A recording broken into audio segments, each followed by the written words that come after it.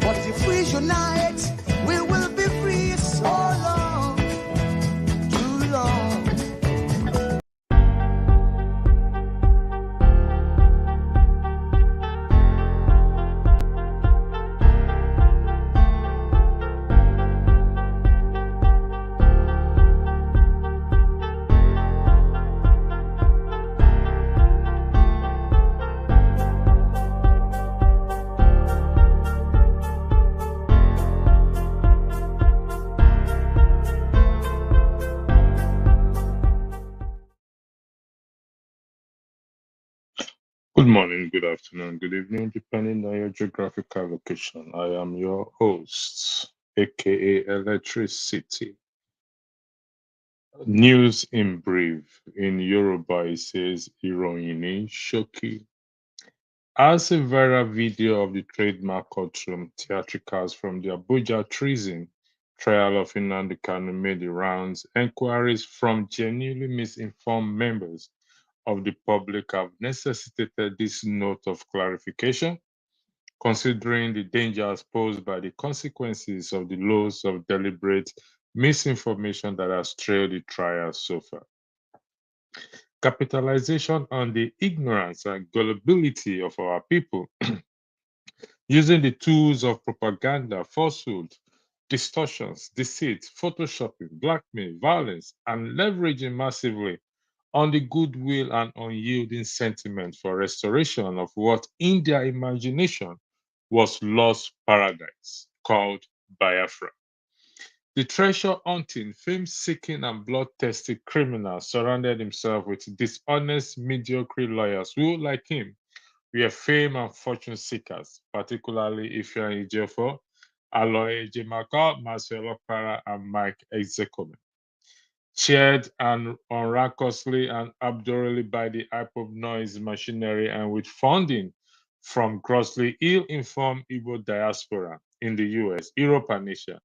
These lawyers connive with their conman client to mislead both the hoodwinked IPOB excuse me, and the general public on the fact and issues of the matter before the court. A compromised and incompetent media completed the circuit, and so Nnamdi Kanu had been riding on the waves of these cocktails of lies and self-delusion, resulting in the miserable and disgraceful courtroom circus of Monday 20th, 2024. Here is clarification note that preceded the Supreme Court decision of December 2023, which transmitted the matter back to the Federal High Court for trial after years of stalling the proceedings with multiple interlocutory appeals.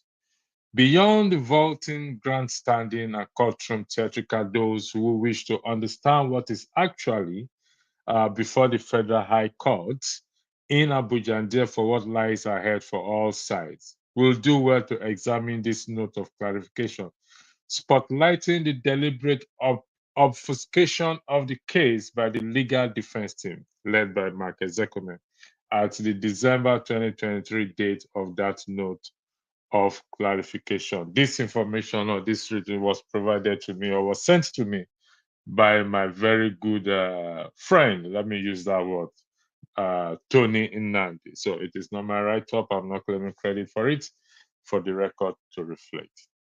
Now,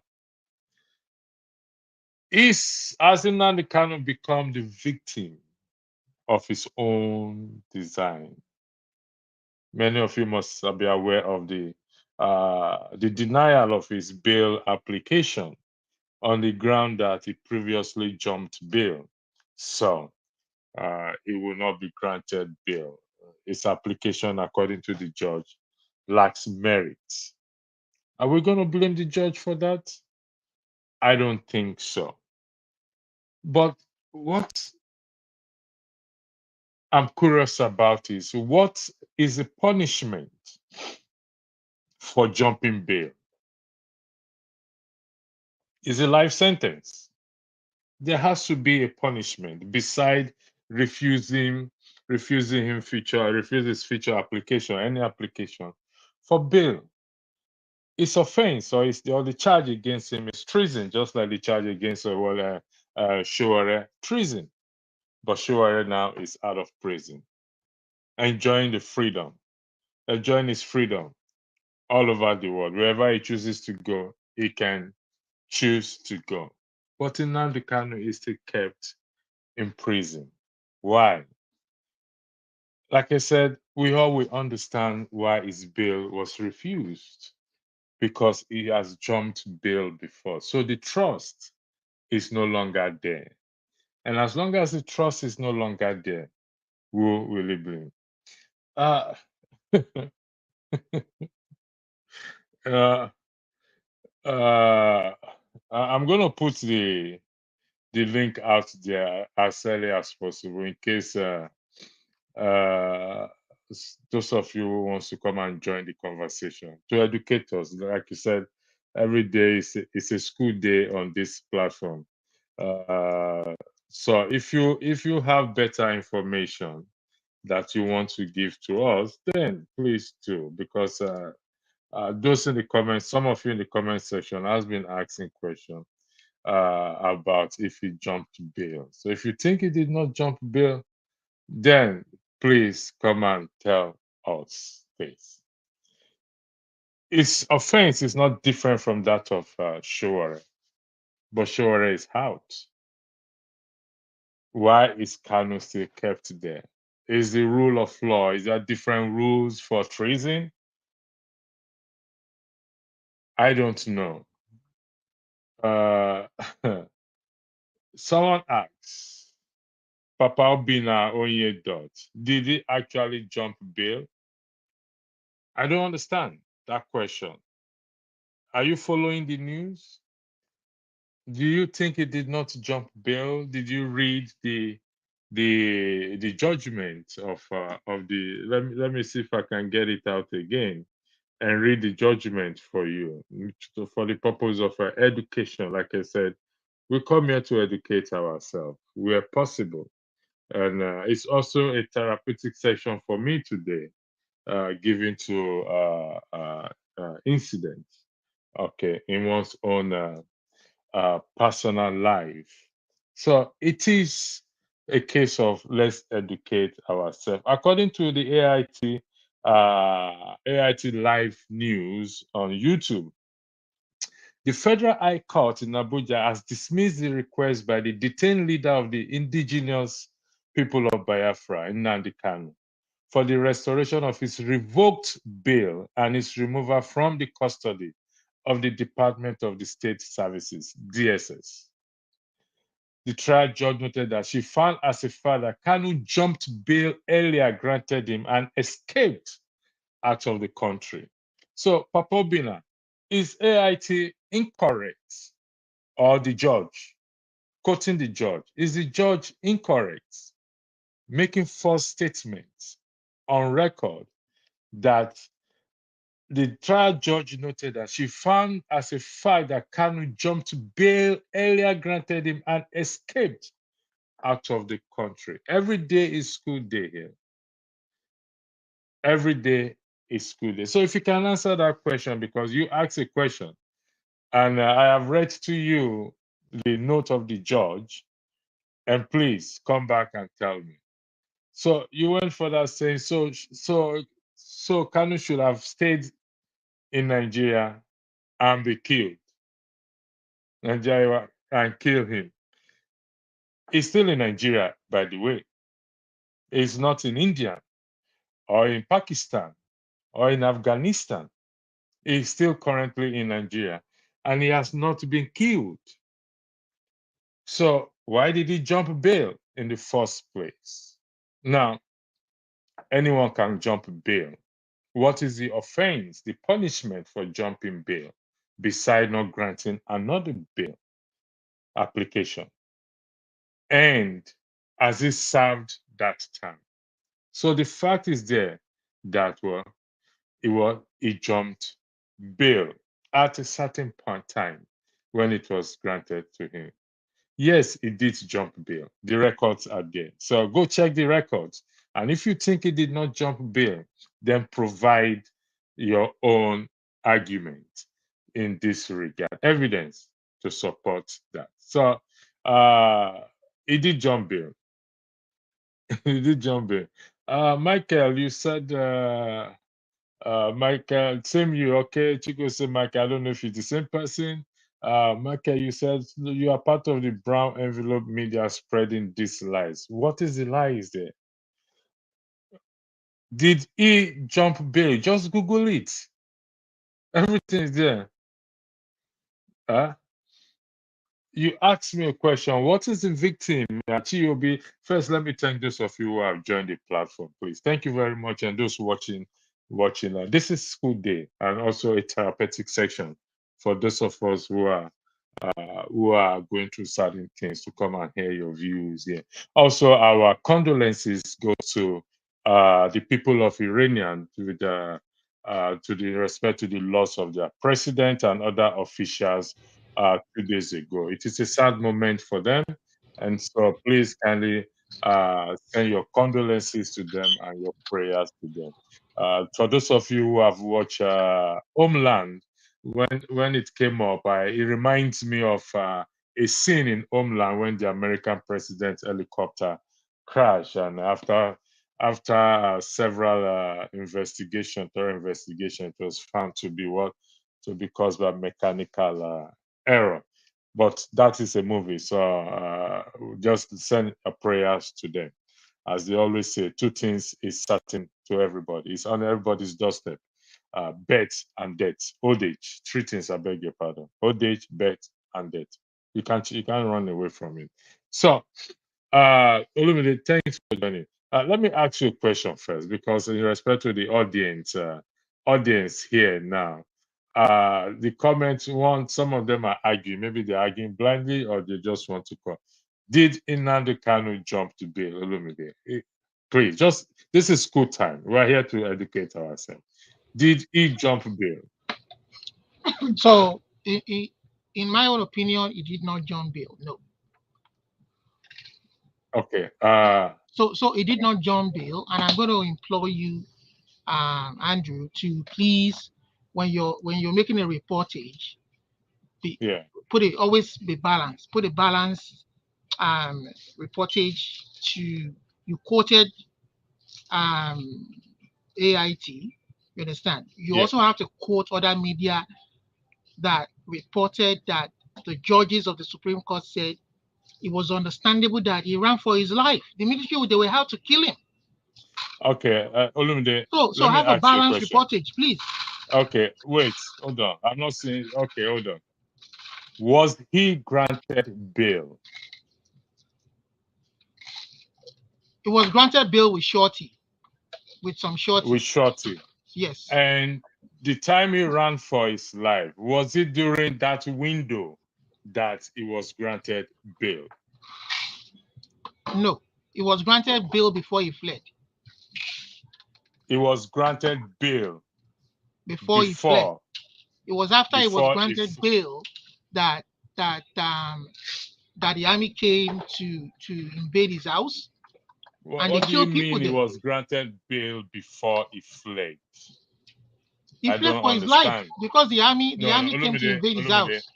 Olumide, listen. Calm down. I want you to calm down.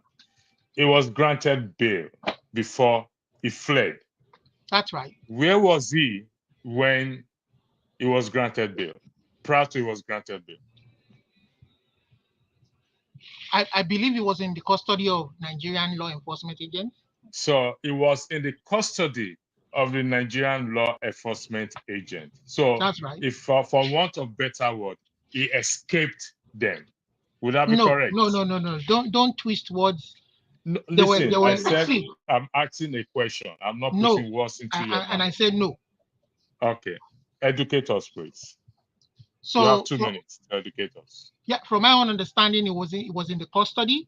It was able to secure bail with shorties, but the army came to invade his house. For whatever reason they came to invade his house, I don't know. But if they felt that he had violated any terms of his bail at any point in time, they could have used proper legal means or logical means. There's the police force. They came to invade his house and they killed people, and he had to run for his life because he was fearful. Okay, Olumide, you are confusing me, please. I really, and I'm being honest here with you, because I asked you a Explain to question. me. I asked you a question. Where was he prior to the bail being granted? You said it was I think in it the was under home custody. arrest. I think it was under home arrest. It was under house You arrest. think? You are not sure? No, I know that it was under when he was granted bail, it was under house arrest. It was under house arrest. Yes. And so it was under house arrest. So it was being protected by the DSC, or it was being guided, I beg your pardon, not protected. Yeah, maybe it was under home. Yeah, maybe it was under surveillance. If you are under house arrest, that means there's some security agent that is outside your house who watching you. Would that be correct? Yes. Okay. So, and you are stating that the army came to raid his house during the course of him being granted bail. Would that be what you're claiming on? No, I'm saying that he was granted bail and the army came to invade his house for whatever reason they did that, and he had to flee for his life. So he had to flee for his life, but why did he not run to the DSC or run to the police station? How could he run when he was the same member of the Nigerian law enforcement agent that wanted to kill him or kill people in his house? How will he able to trust Andrew? You and I know that system is not a civilized system. They kill people. They don't look at what happened in Delta. You are from Bayelsa. Look at what happened in Bayelsa. Can we stay on the subject matter? I will stay on course relating to other events that made him to flee for his life. In the past, in the current situation, and in the next situation to come, they kill people in Bayelsa. Have you asked them to account for the people they killed in Bayelsa? Olumide, you need to stay on the subject. I am staying on the subject. Have they accounted for people they killed in Bayelsa? Your own place. I'm not talking. Don't worry about my own place. And you are here talking about Kanu flouting bail. Have they, the people that kill people in Bayelsa, have they brought them to book?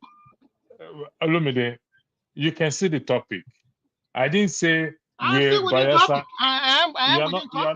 You're not within topic. I'm asking you a question. I'm saying that in a civil, I don't know how you see it, but I am telling you that the way I see it as a Yoruba man, the way that Igbo man was treated is uncivilized.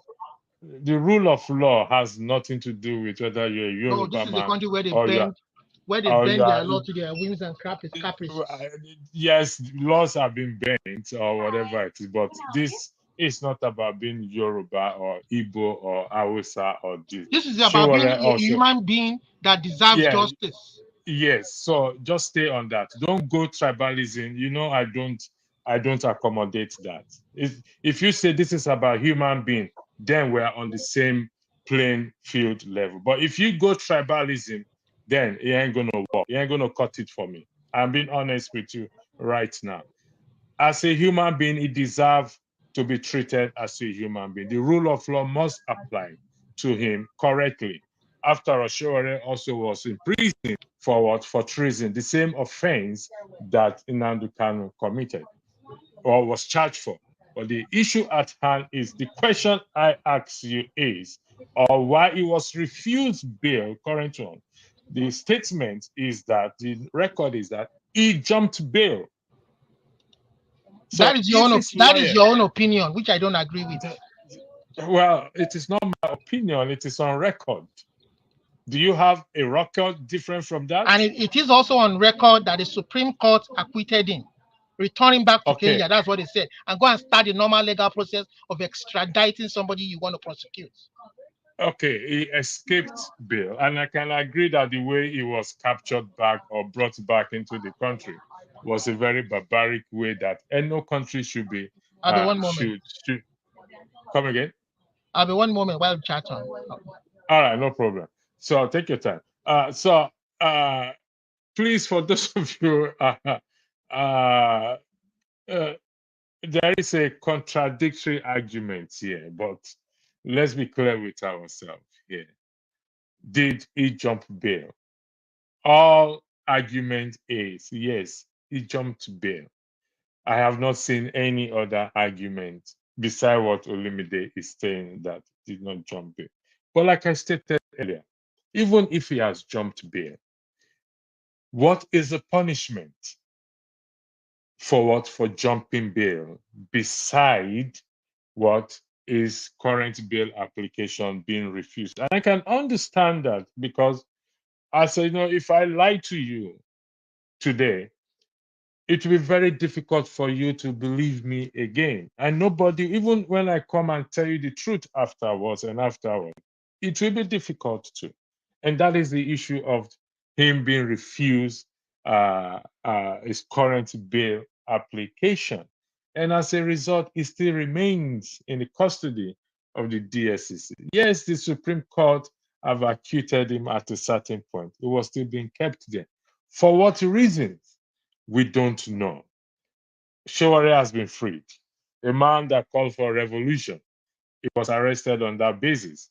And as such, after so many years, he has been free. It's the same law, the same rule of law should apply to everyone, regardless of whether you're an Igbo man, Yoruba man, Hausa man, and all those things. Why is he being kept there? That is the question that his own people should now be asking, particularly the ones that are in the legislative arm, as to why has he not been released? So Olumide, welcome back. I am not in favor of keeping him there endlessly. I hope you understand my position. I believe in the rule of law. Showore also was charged for treason. He has been released. He's now a free man, walking everywhere. But Nnamdi Kanu is still there. The question is, will Nnamdi Kanu die in prison? Or the issue, as the way things are going, it appears so, given that there is no respect for even the Supreme Court judgment in this regard. So, should we zero our mind and move on from Nnamdi Kanu to another savior? You must commend him, because not many people in Nigeria will come out and take such action that he did, whether we agree with his action or not. Some of us sit down on the screen here and we call for behind the screen and we call for revolution. Please, let's go and call for revolution in Nigeria. And that is how it's going to work.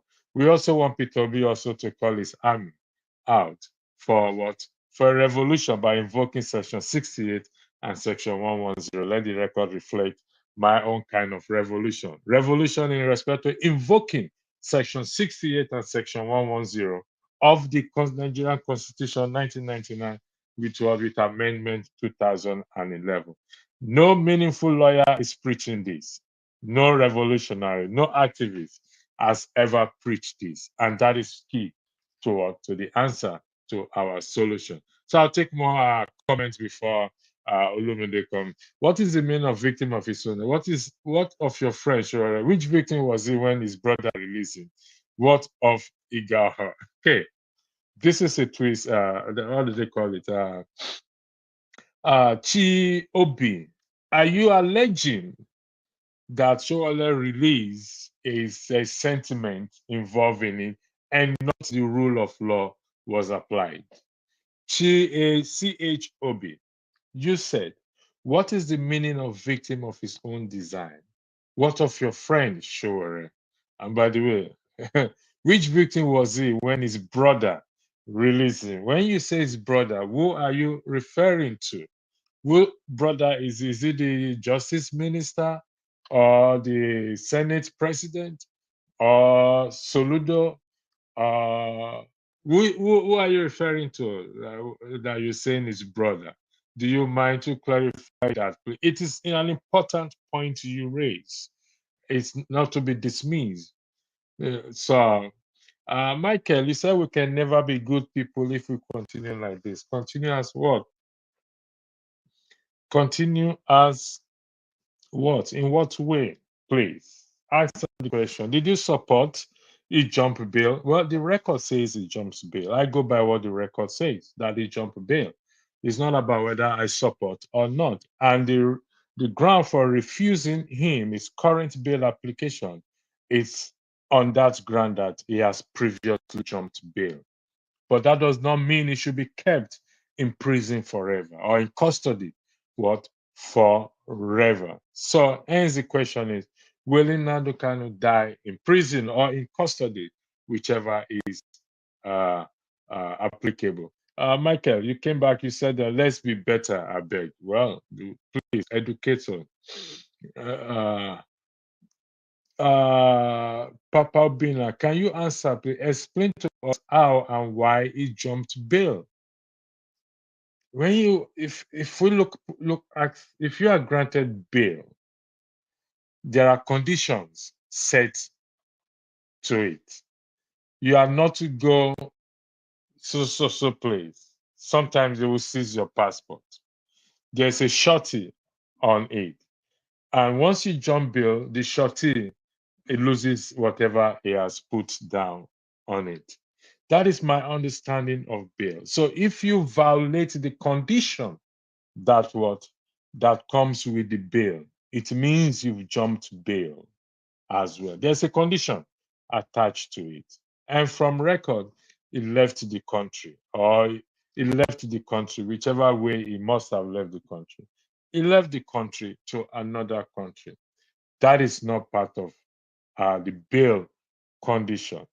Now, it was brought back in a barbaric way rather than seeking for extradition. Now, I don't know if there is an extradition agreement or treaty between Nigeria and the country that he fled to. If there is no extradition agreement, then there's nothing anybody can do about that. So, again, you said, Chigos, so Kanu should stay in Nigeria, could kill him like they killed his family. Listen, the man is still in Nigeria. If they want to kill him, they would have killed him. Do you understand that? Given to what is happening in the country, he is still in Nigeria, by the way. It is unfortunate those that were killed. There's nothing good about it during that period of time. But let's get something straight. The man in question is currently in Nigeria. He was in court 2 days ago. So if they want to kill him, it will be so easy to kill him. That's my point. After all, it was alleged that MK Abiola was killed in prison for whatever reason. Abacha also died on his own. So people can get killed in prison by different means. So the issue is that for him to stay and be killed in Nigeria, he was brought back to Nigeria and he has not been killed since. Olumide, thank you. Can you talk now? Okay, yeah. Hello? So this is, see, we're talking about human. One thing, Andrew. See, one thing Nigeria has got to learn. The country has got to learn is the fact that, see, whether you are a government body or government agency, we have to learn to respect the fact that you can take a case to court, to a magistrate, to a judge, to a justice of the court, and lose that case. And you have to understand that that case that you take into court is a case about a citizen of that country. You understand? is a case about human rights. It's a case about a fellow human being and a citizen of that country, as a matter of fact. And when you lose, it doesn't mean anything. You understand? So the country has to be humble. That is how a country works for the people. You don't look for every see, this is what we're doing to ourselves. Our politics is so dirty that we look for a way to go against our adversaries and try to kind of destroy them, even though when we know we don't have anything against them. This is the way I see it. And I'm saying that if they do it to a fellow Nigerian today, they will do it to me tomorrow. It may be somebody from his own. Now, they are feeling that it is because he's from a different ethnic group. Tomorrow, it might be his own ethnic group that is in power tomorrow, and they do it to me, and you tell me not to talk because it's the government. Olumide, look at what is on the screen there. What is the meaning of victim of his own design? Mr. No, Paul, that's not true. He went to court. He had lawyers. He went to court. Hold on a second, Mr. Paul, for me to bring you on the stage, could you please dress appropriately? Please have a t-shirt on if you don't mind. Thank you very much. What is the meaning of victim? What of your friend Showore? Which victim was? So was Showore released on the basis of the fact that he has somebody up high there? Okay. Olumide will be. So can you weigh in on what is reflected on the screen there, Olumide? If you are not ready, I will bring in Paul now. Paul, thanks for joining in. All right, thank you so much. Thank you for accepting me. Okay, so what do you have to say in respect to the subject okay, matter? Wait, just a second, okay? Okay. Thank you so much for bringing me. I just want to say, because I actually came up because of you. I just want to correct some narrative, because you made mention of Kanu jumping bell, which is absolutely not correct. The statement was not correct because I think to 2015, right? Kanu was granted bail. What happened? Kanu was enjoying his bail. Of course, I'm not a lawyer, but I'm following the case, right from 2015 to 2017 up to date, So I'll be following the case. I just want to correct this narrative of Kanu jumping bail. Several courts in Nigeria have pronounced Kanu that Kanu didn't jump bail. So I want you to get that right, On 2015, Kanu was enjoying his bail. Kanu was going regular court, he was enjoying his bail, was enjoying with his family. Why Nigerian military came to his house and he invaded his home and killed 28 people. Kanu escaped and run for his life. It's only a tree that that we will say, I'm gonna kill you, and then the tree will stay one place, As a human being, Kanu flee the country and seek for exile in the foreign country, which Supreme Court have stated clear that Kanu didn't jump bail. The judgment is there, everything is there. You understand? So this the whole issue of Kanu jumping bail, I thought we have passed that level because it's well known that Kanu never jumped bail. The military invaded his home and killed numerous of people. Several Nigerians lost their life, They killed 28 people during that period. So Kanu never jumped bail. The Supreme Court have stated clear that Kanu never jumped bail. This is what happened. So let's change that narrative. Kanu never jumped bail. Paul, hold on. I thank you for bringing us up to date. Yeah. You are aware of his current bail application. Were you aware of it? Sorry? You are aware of his current, it was in court 2 days ago. Are you aware of that? Yes, of course. I'm fully aware of that, yes. On what basis did he go to court? Okay, for example, they say come and stand trial. That's one thing you have to know. Paul. On what basis did he go to court? Okay. I want to answer your question. I don't know if you can give me just if you can give me a chance to answer your question, bro. Okay, go ahead. Okay, I mean, I'm not a lawyer, like I said before. I've stated this clear that I'm not a lawyer, but like in terms of you don't trial, have to be a lawyer to know. Okay, then allow me to give you the narrative. Okay. Right. In terms of trial, they say come and stand trial, not come and defend yourself, you know, and it must be in a conducive environment. That's one thing you have to know. You don't have to be in a place of like, okay, what Kanu is requesting for is for him to be in a good environment, for him to be in a safer place, at least so he can have a proper defense. He can be able to put a good defense. You know, don't you listen to his lawyer? Don't you listen to the complaint?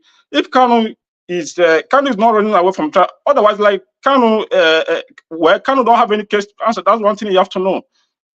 But like, I'm coming from that part. I'm coming from that part. I just want to answer this your question clearly. Then before we can move to that part, you know. No, hold on 1 second. You are not answering the question asked. Yes, yes. Okay, I'm coming. Yes, that's why it's okay. Let me answer your question straight. I don't want to divert. I don't want to divert. Let me just answer your question. You understand? Okay.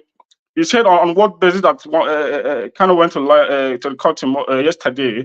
So Kanu went for they went for court yesterday to request for his bail application or transfer him to Abuja prison. That's all I want to hear from you. So it applies. His application is for bail.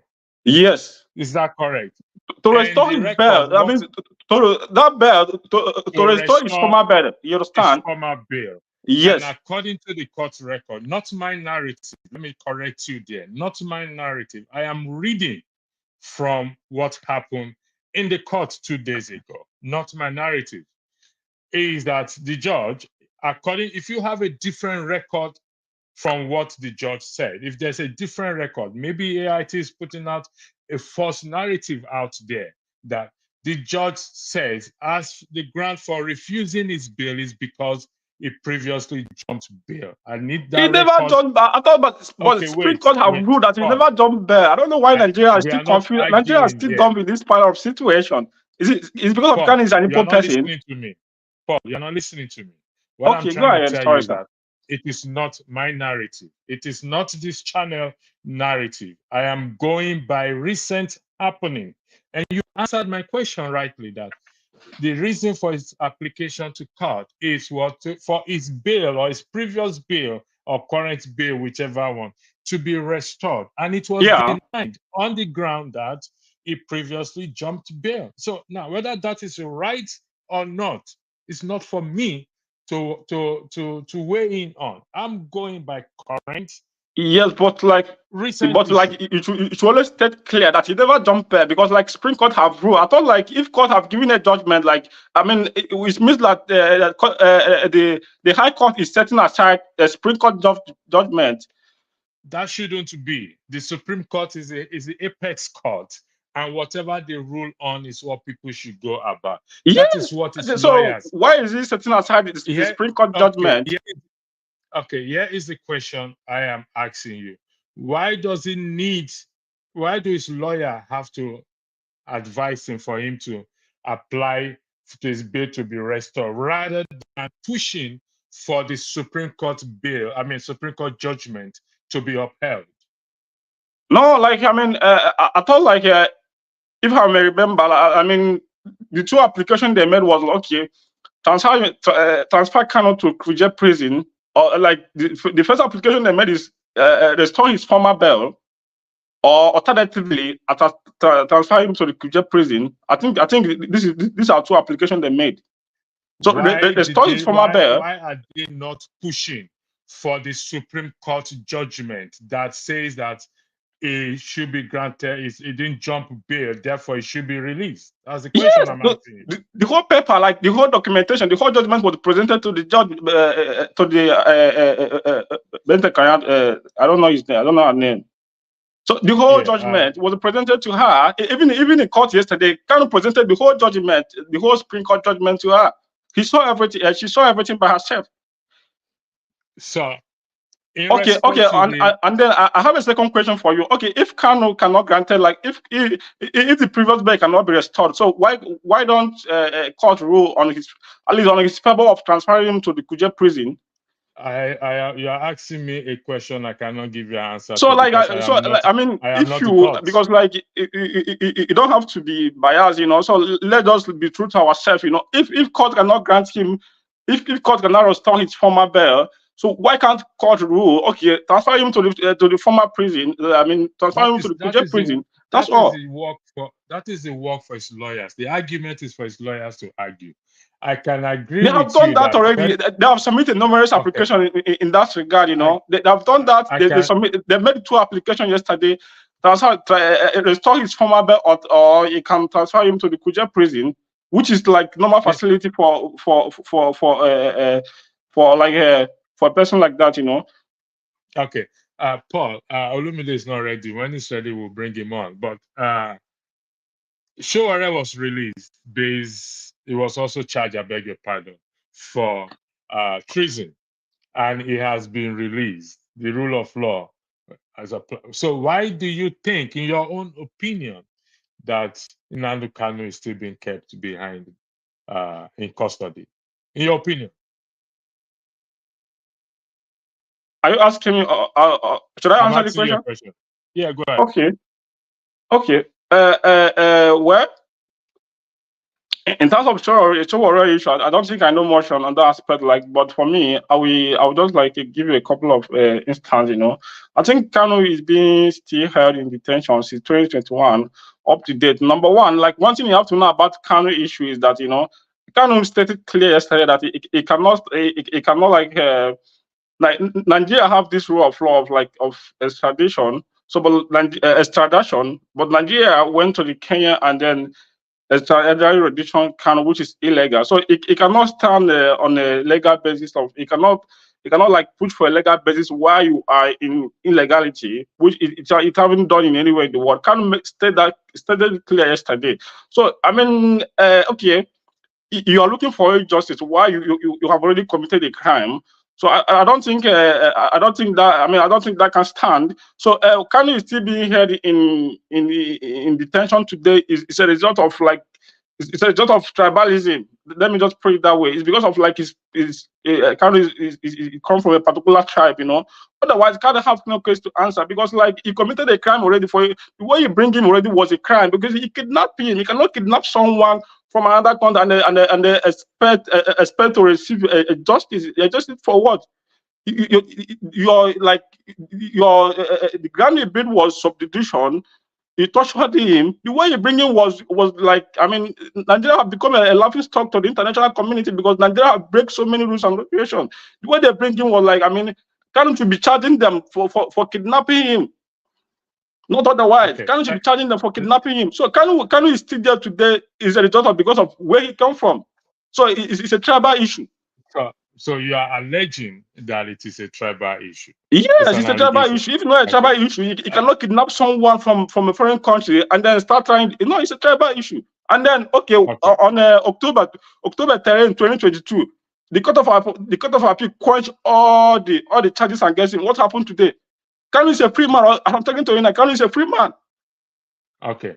Let the record reflect. Kanu have no case to answer. He have no single case to answer because like the Court of Appeal have discharged all the charges against him.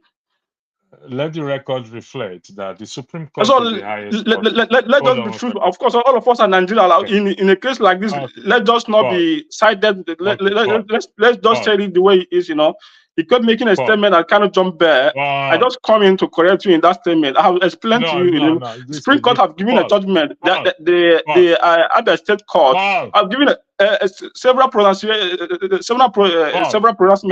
made that Kanu didn't jump there. Paul, can you hear me? Yeah. Go ahead, sir. Good. I'm going to correct you again, just for the record, because this thing is being recorded. It is not my narrative. It is not this channel narrative. Okay, so sorry, sir. Let me finish. Sorry for interrupting. I'm so sorry. Allow me to finish. Okay. Okay. I am going by the present happenings. Okay. If you were in court yesterday, and that was why I asked you the question, that does not mean that the court is right. The Supreme Court is the apex court. And if the Supreme Court has ruled that He did not jump bail. He ran for his life. That Yes, should be honored, regardless of who, regardless, it should be honored. it should But be in the complied, present, exactly. it should be complied. But in the present context of what we are discussing on is what the judge said, not what I said, not what Olumide said, not what even you said. It is what the judge said. Now, we can condemn that, disagree with that, but it is not my narrative. Do you understand that? Yes, but like, I mean, I know it's not your narrative, it's not your judgment, but like, you should just say it the way it is, that Kanu didn't jump back, because No, all of I'm us know that saying it the way. Nigeria No, no, no, no, no, Nigeria no. has keep like I keep am repeating this reporting. narrative of jumping bear. Several courts have made a pronouncement that he didn't jump. I have to meet you. Okay. I am reporting. Okay. Sorry, I had to meet you. Do you? I'm going. Can you unmute yourself? Can you unmute yourself, please? Are you aware of the recent helicopter crash in Iran that killed the Yes, president? yes, And it was reported that the president died in an helicopter crash probably caused by fog, the fog density, or whatever it is. Do you understand that? yes, So they yes. are presenting a report of I'm what aware of that. happened, not formulating a theory or coming up with conjuring things that did not happen. So I am bringing that to tell you that there is no conjuring of anything I am saying here. I am going by the report or by what I read. Is that Okay, understood? can I say something? Okay, No. Do okay, you understand that? yes, yes, Thank yes. you. I totally Olumide, agree when you with are you. ready, I let mean, me know. I'm not like I'm not disputing your fact. You know, I totally agree with you. But like, I just want to state it clear that it's also like can I ask you? Is there a question? Can I just put it this way? It's not a Go, question. Sorry, sir. go ahead. So what do you have to say regarding Supreme Court judgment in that case of like that Kanu didn't jump bail? So what is your thought in that aspect? Because you keep focusing on the High Court. The High Court like stating the fact that he jumped bail. So what do you have to say? Because Okay. Supreme Court is the I believe I have said that, is the final court in and I'm Nigeria. going to repeat. I am going to repeat myself again, and I think I have said that. Maybe you didn't hear. The Supreme Court is the apex court in any land. Yes. Okay, and when they make a ruling on an existing judgment or on their own judgment, if that is the case, it means that it has to be honored, complied to, regardless of how anyone feels about it. Is Okay. that understood? Yes, it's understandable. Good. So why can't you So, push why can't you push that narrative of like of that Kanu didn't jump bail as Supreme Court have stated? why are you asking me to push something? I am going by the recent happening. No, okay. Then okay, I have another. You stated clear that Supreme Court is the final say, right? Yes, correct. So That's why what I can't you said. since Supreme Court is the final say, and then the lower court is kind of backsliding the Supreme Court judgment? Why can't you condemn that fact that okay, Supreme Court have given a ruling in this particular part? Why do you insist that okay, at Kanu John Bell, why Supreme Court have already corrected that circle of statement? Okay, let's do it this way. We're gonna do it this way. The Supreme Court has ruled that Kanu did not jump bail. I thought he should be released. Yes. Is that the judgment? Okay. Yes, that's the judgment. Yes. Who is responsible now to release him? Well, according to Supreme Court judgment, Supreme Court stated clear that Kanu didn't jump bail, and also Supreme Court condemned the act of like the military invasion of his home. The Supreme Court condemned the fact that Nigeria used extradition rendition and bring him to the country. So the Supreme Court also sent them back to the High Court. That's why they're still here today. So one thing you have to know is that trying Kanu is like, I mean, working upon the because it's almost impossible for because the way you bring them to the country is already illegal. So he Okay, cannot Paul, put a job. He cannot. let me go to Madu. Madu, welcome. Paul, you are not answering the question I No, asked you.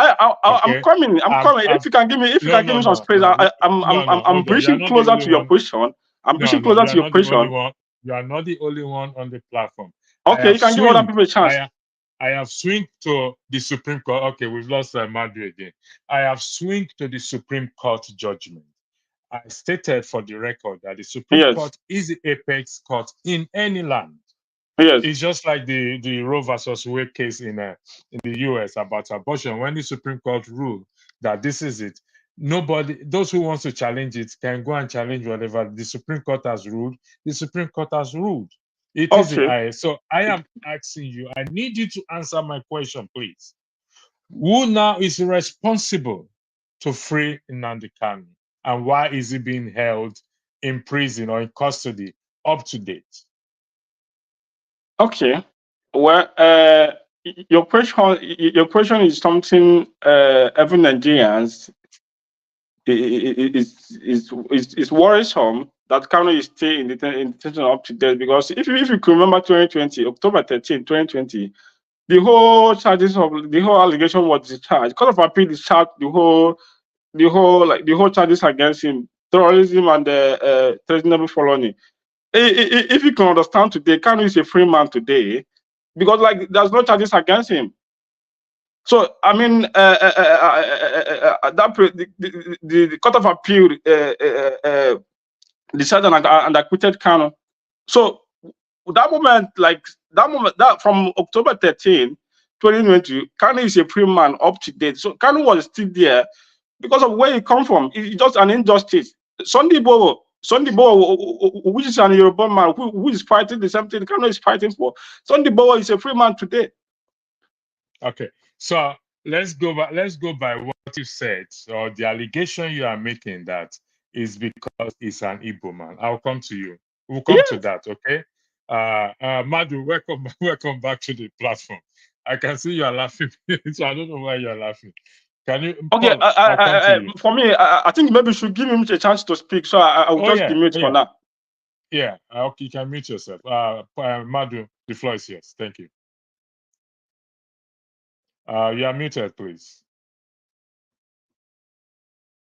Madu, you are muted. We cannot hear you.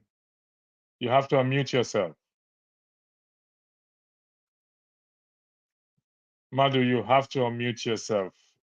Okay, Madu, what you have to do if you are listening to me, when you click on the link and the StreamYard asks you for permission for your audio and video, kindly give them permission. I think, in my opinion, you give permission only for the video and not the audio. That's why we are not hearing you. So, Paul, back to you again. You said your allegation is that because he is an Igbo man. Okay. Yes, and then objection, sir. Objection, sir. I also want to pray this way to all Nigeria, to all people, to all our to people that is listening to us, and also you, the host. I also want to ask you what happened to like 2020 judgment that discharged Kanu and acquitted him of all charges against him. But I thought we've already dealt with that. I asked you that question. I mean, unless I'm not here, but since I currently since I have been in this life for 15 minutes now. I don't think we have discussed something like that. Is it not the Supreme Court judgment you just raised up that he has been acquitted? They don't jump bail? No, it's a court of appeal. I mean, 2020 court of the October 13th judgment of court of appeal that discharged the 7-count charge and acquitted him and made him a free man. It was the same thing. So if he's been acquitted either by court of appeal or federal court or Supreme Court or courts in any place in the world, why is he still being held? You said it's because it's an Igbo man. You allege, I beg your pardon, it's because it's an Igbo man. Am I correct? Yes. Good. So that is the focus right now. Regardless of which court has acquitted him, he's still being held in custody. And so why do you think it's because he is an Igbo man, where we have legislators from his own kinsmen, the lawmakers. Okay. Why are they not pushing for his release? Do you know that Sunday Bowo was fighting the same thing Kanu is fighting? Sunday Bowo declared Yoruba nation. Sunday Bowo was carried out a protest at the same way Kanu is going about. So what Kanu is looking for is a self-determination. What is it's a referendum like for self-determination, which is legal everywhere in the world. So Sunday Bowo was pushing the same narrative. So can I ask you a question today? Where is Sunday Bowo today? According to your information, it's been released. It's been free. Yeah, so then what happened to Kanu issue? Why can't federal government release Kanu? Since Sunday Bowo was fighting the same thing, and Sunday Bowo is a free man. So why Kanu is being taken in detention up to today? Paul, I am not a man who do ethnicity or religiosity or not. I'm accommodating this based on your allegation. Yes, but I just pray to you. It's not a question, but like I just want to hear your say. Hold on 1 second. I am accommodating this based on your allegation, and also that Sunday Igboho and Sowore has been freed. These two men, according to whatever comment people are raising there, is because he is a Yoruba man. Would that be correct? Yes. Okay. What is happening? What are the Igbo legislators? I'm calling the Igbo's legislators who sit down there to make laws. What are they doing? Why are they not pushing for its release? Since you guys are claiming it's a tribal thing.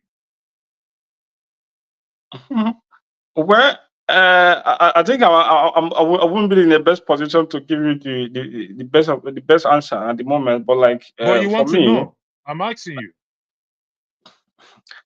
Well, that's what I'm saying. I will not be in the best position to give you. But like, to the best of my knowledge, those are puppets of the Northerners. So those people who are pushing their own narrative, they all want their selfish interests, you know. So that's why they're not pushing for Kanu release. Because, like, I mean, we the Igbos, like, we have our governors, like, we also have a leaders, you know, who can also go to Tinubu and then demand for Kanu's release. It's so possible. Why are you guys not pushing for that? Because, like, we are hoping on the Supreme Court, because, like, you know, the Kanu issue started on 2021, right? Which is like on Buhari regime. That is not basis. Why are your people not pushing for that? That is the question I'm asking you. I think that for me, I don't know, but like I would say, maybe they don't want to interfere to the judiciary. They just want the judiciary to take its course. What do you mean? I think judiciary have done their job already. Judiciary have done their job already. The judiciary has done their job already. Yes. Okay. The Supreme Court, listen. Why the Court of Appeal have discharged and acquitted him?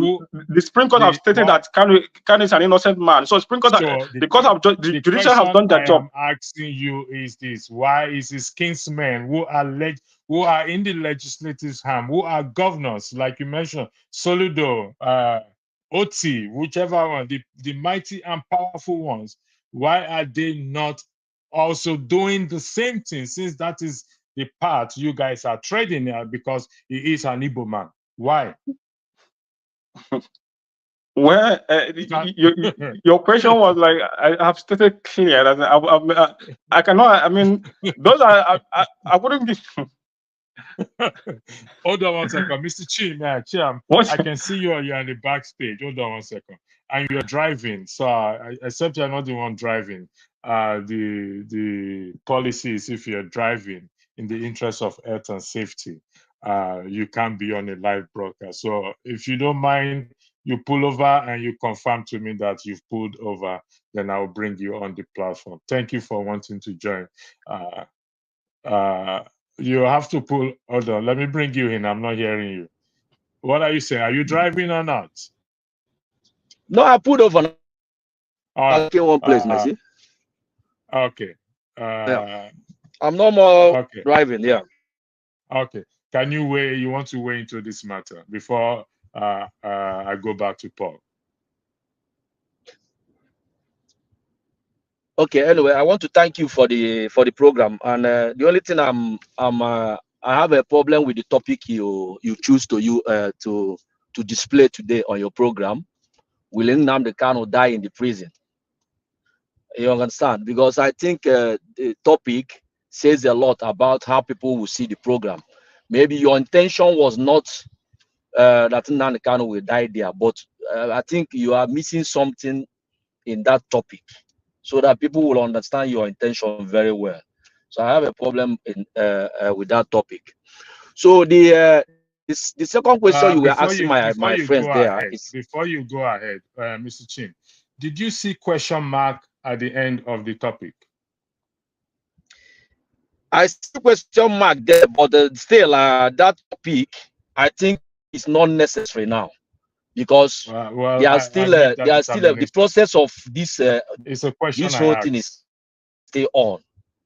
You understand? It's a question for me, I feel like you can that from my own. That's why I said maybe you meant it in another way. You meant it in another way, but it will come out to some people in what I'm just telling you now. Are you getting me? Okay. How did it come out to you? How did it come out to you? How did the question come out to you? Yeah, it's like will Nnamdi Kanu die in prison? Question mark. You just end it there. Yeah. You understand? So for me, yes. So for me, I think the cause Nnamdi Kanu is fighting for is something that everybody should come out positively about him. Are you getting me? It's not about Nnamdi Kanu. It's about a life after we have left this world. Because Nnamdi Kanu that we are talking about is somebody that if he decides to come out from that place today, he will come out. He is the one holding himself. You understand? So I will prefer that when our people, even people that hate Nnamdi Kanu, should start loving him now. Because you have seen that he's fighting for every one of us. It's not only that he's fighting for Igbo people, he's also fighting for Yorubas, for Hausa, for the Fulanis. Because a lot of people are suffering in that country. Are you getting me? So the thing he's going through is because of that he has been choosing to do that. Because you are not choosing, you can't carry that weight.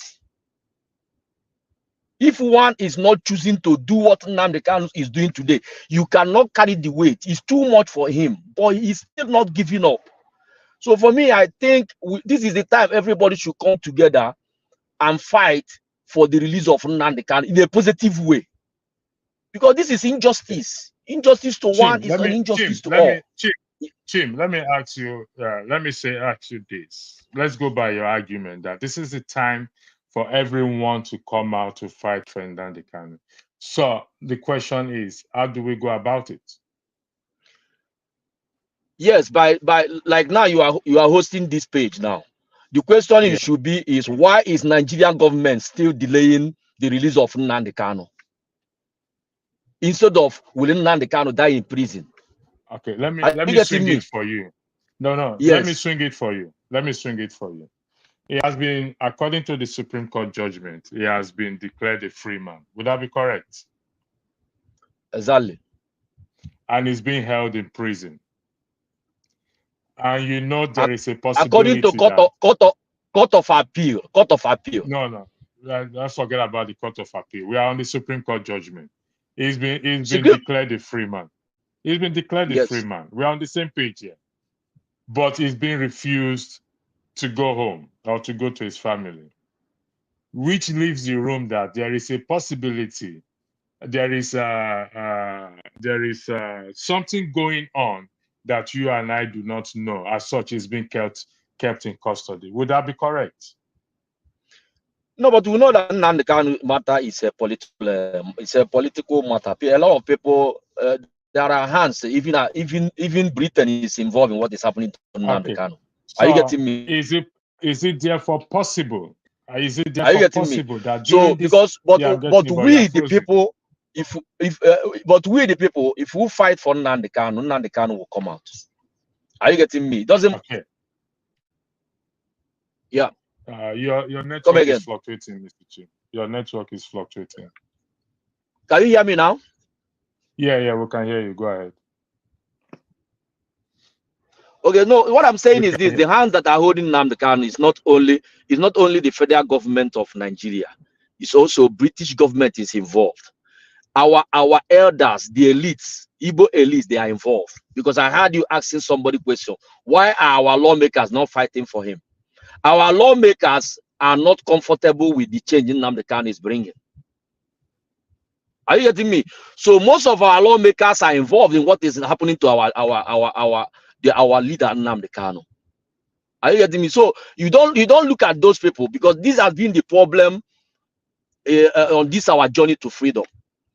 People that are okay, people that have stolen money in Nigeria does not want freedom to come, because when freedom comes, everybody will be accountable. And Mazi Nnamdi Kanu want everybody to be accountable to the state, and that is why they are fighting him. So people of our people representing us, they are not helping matter, and we are not looking at them, because we know they have sold their souls.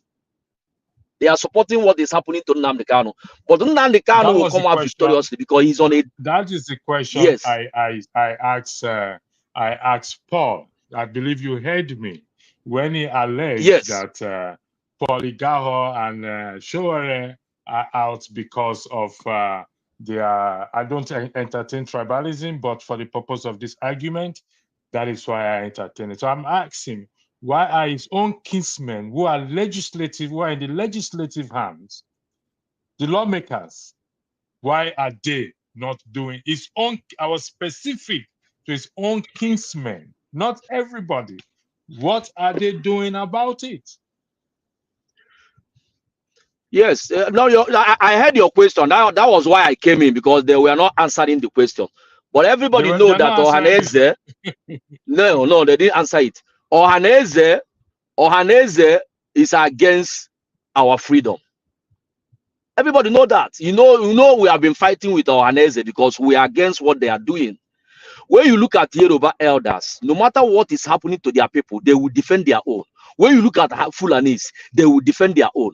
But when it comes to the Igbo people, you will see them because they are self-centered. But Nnamdi Kanu is the only person that have come with the Simon Ekpa now that are not self-centered. They are fighting for their people. And that is why at the end of the day, Nnamdi Kanu always tell you, at the end of the day, we shall win. Because he know he is standing on the truth. And it doesn't matter what you do. What he is fighting for, Nigeria is the only country that declared IPOB terrorist group. No other place in the world that IPOB is recognized as a terrorist. How can that such a thing work? You understand? So people that are into freedom, that has address, that their faces are everywhere, you call them terrorist organization. But you have terrorist organization walking around in Nigeria carrying AK-47, killing our people up and down. People cannot go to farm. You refuse to declare them terrorist organization because they are their own people. They protect their own. They are on mission, you understand, to take over. But my brother, at the end of the day, let us understand that we are fighting for a life when we are no more here, a life for our own kids. Because me, where I'm residing in Holland, I cannot die here. Are you getting me? So whatever we are doing now, let us key together and know that freedom is the ultimate thing we have to fight for. And it doesn't come easy. It doesn't come easy. We don't need our elders. We don't need anybody that is against us. We are standing on freedom. And once you are fighting it in truth and honesty, believe me, everything will turn around for good for Mazi Nnamdi Kanu. And that is what we are seeing today. How can you keep somebody for 3 years? You are just your adjournment. There's no anything you bring, he will defeat you. You keep adjoining. You kept him incommunicado in DSS dungeon. This guy doesn't eat the way he should eat. He doesn't take the sun the way he should take sun. You are just humiliating this guy for what? What has this guy done? By only telling you Nigeria is working, that it's not working, that we have to find a way. If you want Nigeria to work, you have to do the right thing for the East, Eastern people. We have a lot of things that are not working in our area. You have to do the right thing so that everybody will be happy. And you started fighting this guy, killing our people anyhow, for telling you that things are not working. But my question to everybody that is supporting Nigeria today is Nigeria working now? Is Nigeria working for how many years? Absolutely no. If Nigeria is not working, then why are you against a man that is fighting, that is contesting that things should be done better? All right. The thing gets me. It gets me. The thing gets me tired. And that is why I want all the media, please. This is a time to face the fact. This is not a time to be siding anything. This is a time to look at, is Nigeria working for you? Can you travel from the east to the north? Can you travel from the west? Normally, when those days I used to play football, we travel in the night to go our matches. Now, can you do it in Nigeria? Can you enter with your car in the night now and travel to Lagos or travel to North? Yeah, Fulani has taken over a lot of places, occupy it. Nigerian government, they are behaving, they don't see it. Yeah, but they are in the east. They are in the east, burning people's houses. But Fulani have taken over a lot of places, occupy it, rename that places. Nobody is talking about it today. Because they come for conquest, they came to take over, and we the people are still thinking this is just they are just joking. We have to know what is behind what they are doing. They want to conquer, they want to Islamize everybody, and if we don't come out and start fighting for the only man there, which is Nnamdi Kanu, and start using the right topic for me. The right topic is why Nigeria government still holding Nnamdi Kanu after all this judgment has freed him. Okay, thank you, Chief. That should be. That is why the question was asked, that will he die in prison because he's being held continuously, and we know anything can happen. Come on, if you guys want us to talk about Nigeria, let's talk about Nigeria. Chim, let me ask you a question. Okay, is there a possibility given to the state of the nation? Is there a possibility? I mean, given to what you've just argued, the state of the nation, the killings, and everybody is talking about killings, and is there a possibility that he might be killed, in your opinion? Because they said they're after his life. Is there a possibility while in prison that he might be killed? Chim, I'm asking you that question. No, me, I refuse. Chim, come on, don't do this. Okay, we've lost him. We lost Chim. KJ, welcome yes. to the platform. KJ, we've lost Thank Chim. you. I believe Thank you you. heard that. Yes, I heard it. Okay. Yes, thank you. Chim, And Chim, KJ, hold on 1 second. KJ, just I think Chim is trying to come back, or Chiam is trying to come back. But okay, KJ. Can you hear me? Let me put. Yeah, Chim, we can hear you, but your network is still fluctuating. Yeah, can you hear me, Chim? Hello? Okay. Chim, we can hear you, but it seems you can't hear us. All right. You know what you will do? Just sign out and sign in back again, please. Paul, I'll come to you later on. KJ, you listen to Chim arguments, okay? Yes, I listened to part of his argument. Yeah. And I hold on. And I want to say, okay. Hold on 1 second. I'm going somewhere. Based on his argument and several comments that has been made, that particularly the one that said Kanu wants to be killed, they will kill him, blah blah blah, this and that, and etc. Is there a possibility that while being held in custody, he can be killed or he can die? Be realistic, please. Yes, there's a possibility. Right. And Can you hear me? Yeah, I can hear you. Go ahead. Okay. There's a possibility, of course. Nobody knows what the kind of food is being served. You can see the man is not looking as healthy as he used to look. And these days nobody can trust anything when it has to do with medicine. There are sometimes that certain injections are given to somebody, and it's not to kill you immediately, but to make sure that your life is shortened in such a way that even at the long run, you useful to yourself or to the society. But I don't want us to divert. I don't want to divert. The reason why I came in is even from the last speaker, what he was saying is a diversion. It's not about Nigeria now. We already know what is going on in the society. The society is not what we call a society. It has become a jungle, and it's continuously being increased. Okay, so if we go into discussing Nigeria, you will divert people's attention, and the major issue, which is injustice to one, being injustice to all, will be put at the back burner. Now, Nnamdi Kanu stands as one of those very sore points in the Nigerian the federation called Nigeria, where you can be treated with different kinds of two-step justice system.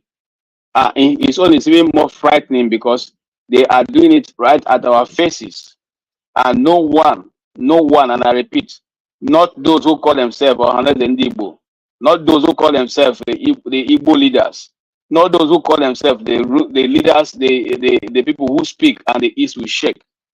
They all seem to be in cahoots with this thing going on with this young man.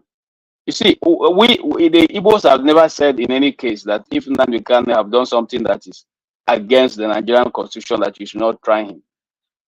But to take him and lock him up and not allow him access to his lawyers and put microphones and cameras in the room where he cannot even have a client privilege, the lawyer client privilege to have a discussion, to not even serve the lawyers the charges that you are supposed to you are charging him, except when they are going to court, you meet them on the way and hand them these things. Do not even allow them to be able to present this case to the person who you are so-called you have charged and you have kept in custody for the past 3 years. It is, I don't know where it has been done before, and I don't know why people, those who still say, because I'm not one of those who say that there's a nation, because every indices that points to that fact has been defeated a long time ago. And so let us just now get to a point where it is survival of the fittest. Okay, then survival of the fittest simply means that you have to do whatever it takes for you to keep alive, and that's what Nigerians are doing, whether they like it or not. That's the truth. Now, in the issue of Nnamdi Kanu, it behoves me why those who call themselves MBA, okay, why those who call themselves the priest in the temple of justice, have not found it, found any reason to intervene and make a very decisive statement against what is going on.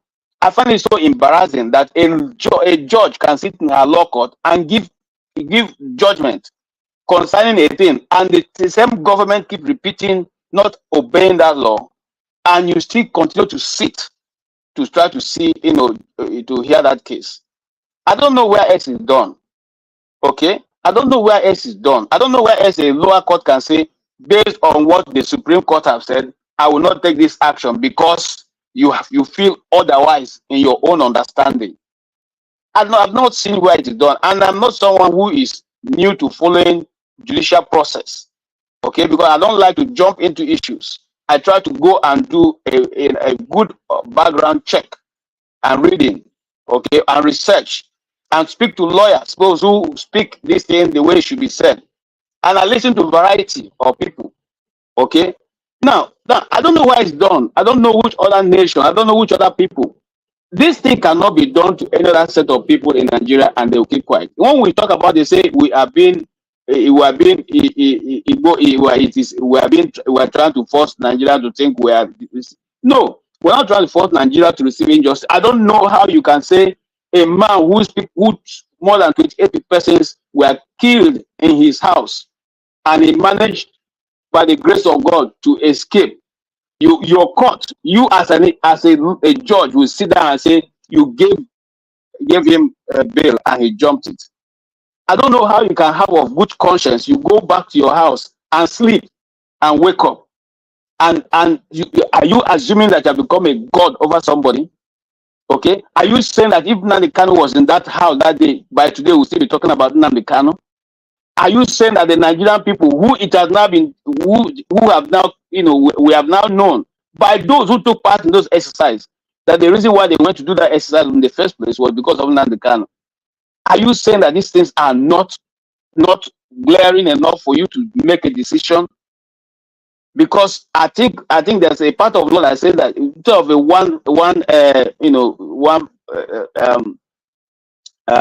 law abiding citizen to it's better for the for the crime to be forgotten than one law abiding citizen to suffer injustice. I don't know how else anybody can sit down. In fact, I just finished.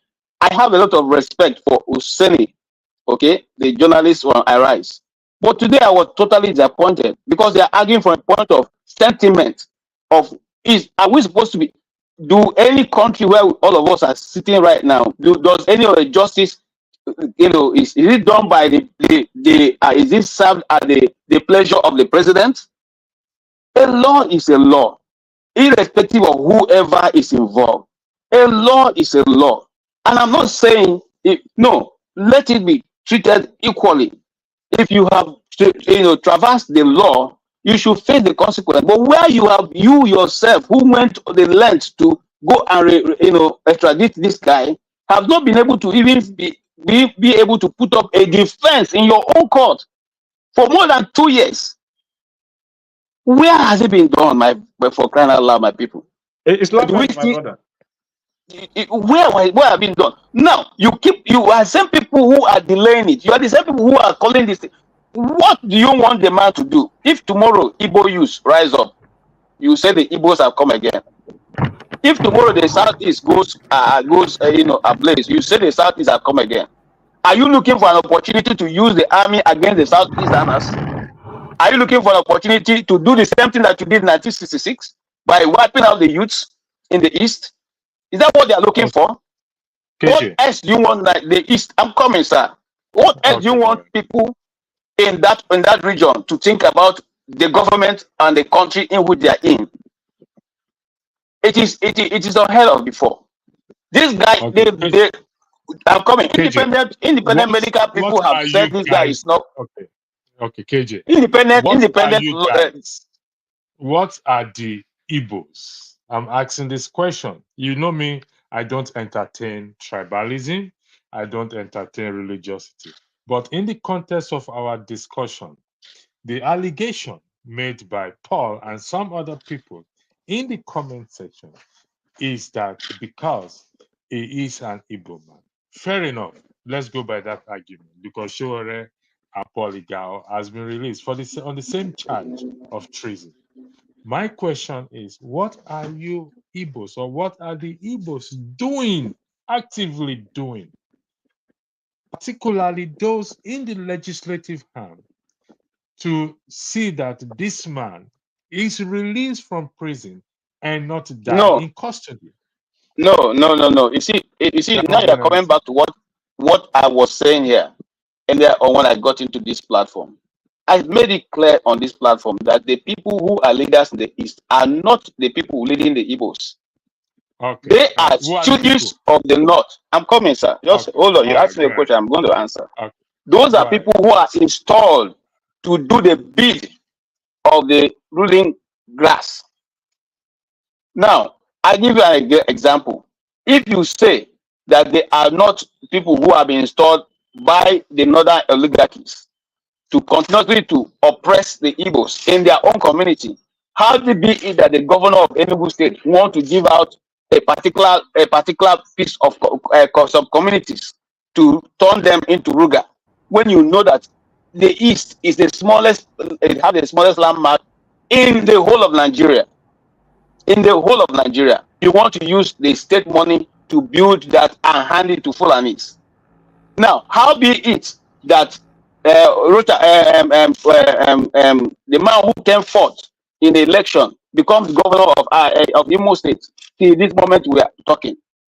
How be it that these things are happening? But you can see, as we say all the time, and as I keep saying here, the people who are you hear are speaking in talk, who tell you, for instance, you remember before Ekwemadu went to prison, he said that we are that is hitting his hand in his chest, we are the leaders of the East, which is what we say that will happen. This is how the East have been led, not because necessarily led by the people of the East, choosing people who they want. The only time I can tell you with confidence that the Igbos or the Eastern states have gotten a governor is this last dispensation. Why all Alex Oti was able to get into government. It is not the fact that Alex Oti won election, because the people who has voted for him, this is about the third time. Okay, but this one became the fact that it was almost impossible to change it, that he's sitting there today. Why am I saying this? I'm saying that so you disabuse your mind where these people are going to do anything. I've said it on this platform. The leader, in fact, the first time that Iwayan spoke, I said something here. I said Nnamdi Kanu is going to remain in prison because these are people who never want him to come out. These are people. Look, they okay. Let us go to the House of Assembly. Is it that stupid young man who is parading himself and thinking he has? I agree with you 100%, KG. Let me say this. So I'm sorry for cutting you, for interjecting. I have said it here before that it is not the law that is holding Nnamdi Kanu. It is his own people, his own kinsmen that are holding him down there, which we are highlighting here. And people think I am against him or the topic is raised. Somebody asked this question, electricity, is there a possibility that you might die anytime? The answer is yes. There is high possibility that anybody, look at the Iranian president that died 2 days ago. Did he ever know that he was going to die in an helicopter crash? Nobody knows. So the answer to the question asked by OJB AK is that is yes, there is a possibility that I might die anytime when the maker says my time is up, whether it is peacefully or tragically. We don't pray for any tragic death. So I've answered that question. KJ, I'll give you 2 minutes to round up, then I'll go to the next person, please. Thank you. Okay, so basically, I want to say, there's this guy, Raf. Is this Raf or what they call him? Who is the deputy speaker of the? That's the most stupid Igbo leader I've seen in my lifetime. You know, that guy is. I don't want to use a very rough language on this platform, but I don't know how you, as a young man, as young as he is, educated, can parade himself and say some of the things he says about the Igbo youths and the Igbo people and Nnamdi Kanu. These are people who strengthen. In fact, the last time I listened to the interview that was granted by Indigenous Media to Iwanyanwu. And the moment he mentioned that guy, that he's working in collaboration with that guy to get to meet with Tinubu, I knew it will never come to pass. Because and then he said on that same interview that this guy is Tinubu's right hand man. They're always traveling all around. So Tinubu has his listening ear. And I said to myself, if Tinubu have your listening ear and you always listen, you follow him around, and you couldn't call him and say, Oga, look, it's time for us to get this young man out of this place. For the purpose of what you have just said, nobody knows tomorrow. I'm telling you the truth. If we wake up tomorrow and something happens to Nnamdi Kanu, go and mark my word. You cannot control the Southeast. Because people, I don't know what my Nigerians think. Because when they come to the media, as the other man was saying, the media should get up. No media is going to get up. The media have been bought over. They keep telling you that people are sit at home in the East because they are being forced. Who is forcing them? How many are members of IPOB? How many? You cannot tell. Look, I once challenged somebody. I said, look, when we talk, some of you say, Nnamdi Kanu, what we see is a charlatan, is this, that. Can you declare for your village? Let people sit at home and they will sit and they will do that. Can you say to your people, okay, tomorrow everybody will come to the field and they will come? If you don't have such influence over your people, then you don't have any right to insult Nnamdi Kanu. You can never be a charlatan. He's somebody who is loved by his people. What is he giving them? How many members do IPOB have that they will be everywhere in the East, forcing people to sit at home? And then charlatans can sit down here. And I said this thing when Nnamdi Kanu was captured. I came onto this platform and I said, Those of you who have been saying the way he's doing it is not right, it's not right, he should have done this. What have you done since Nnamdi Kanu was locked up? What?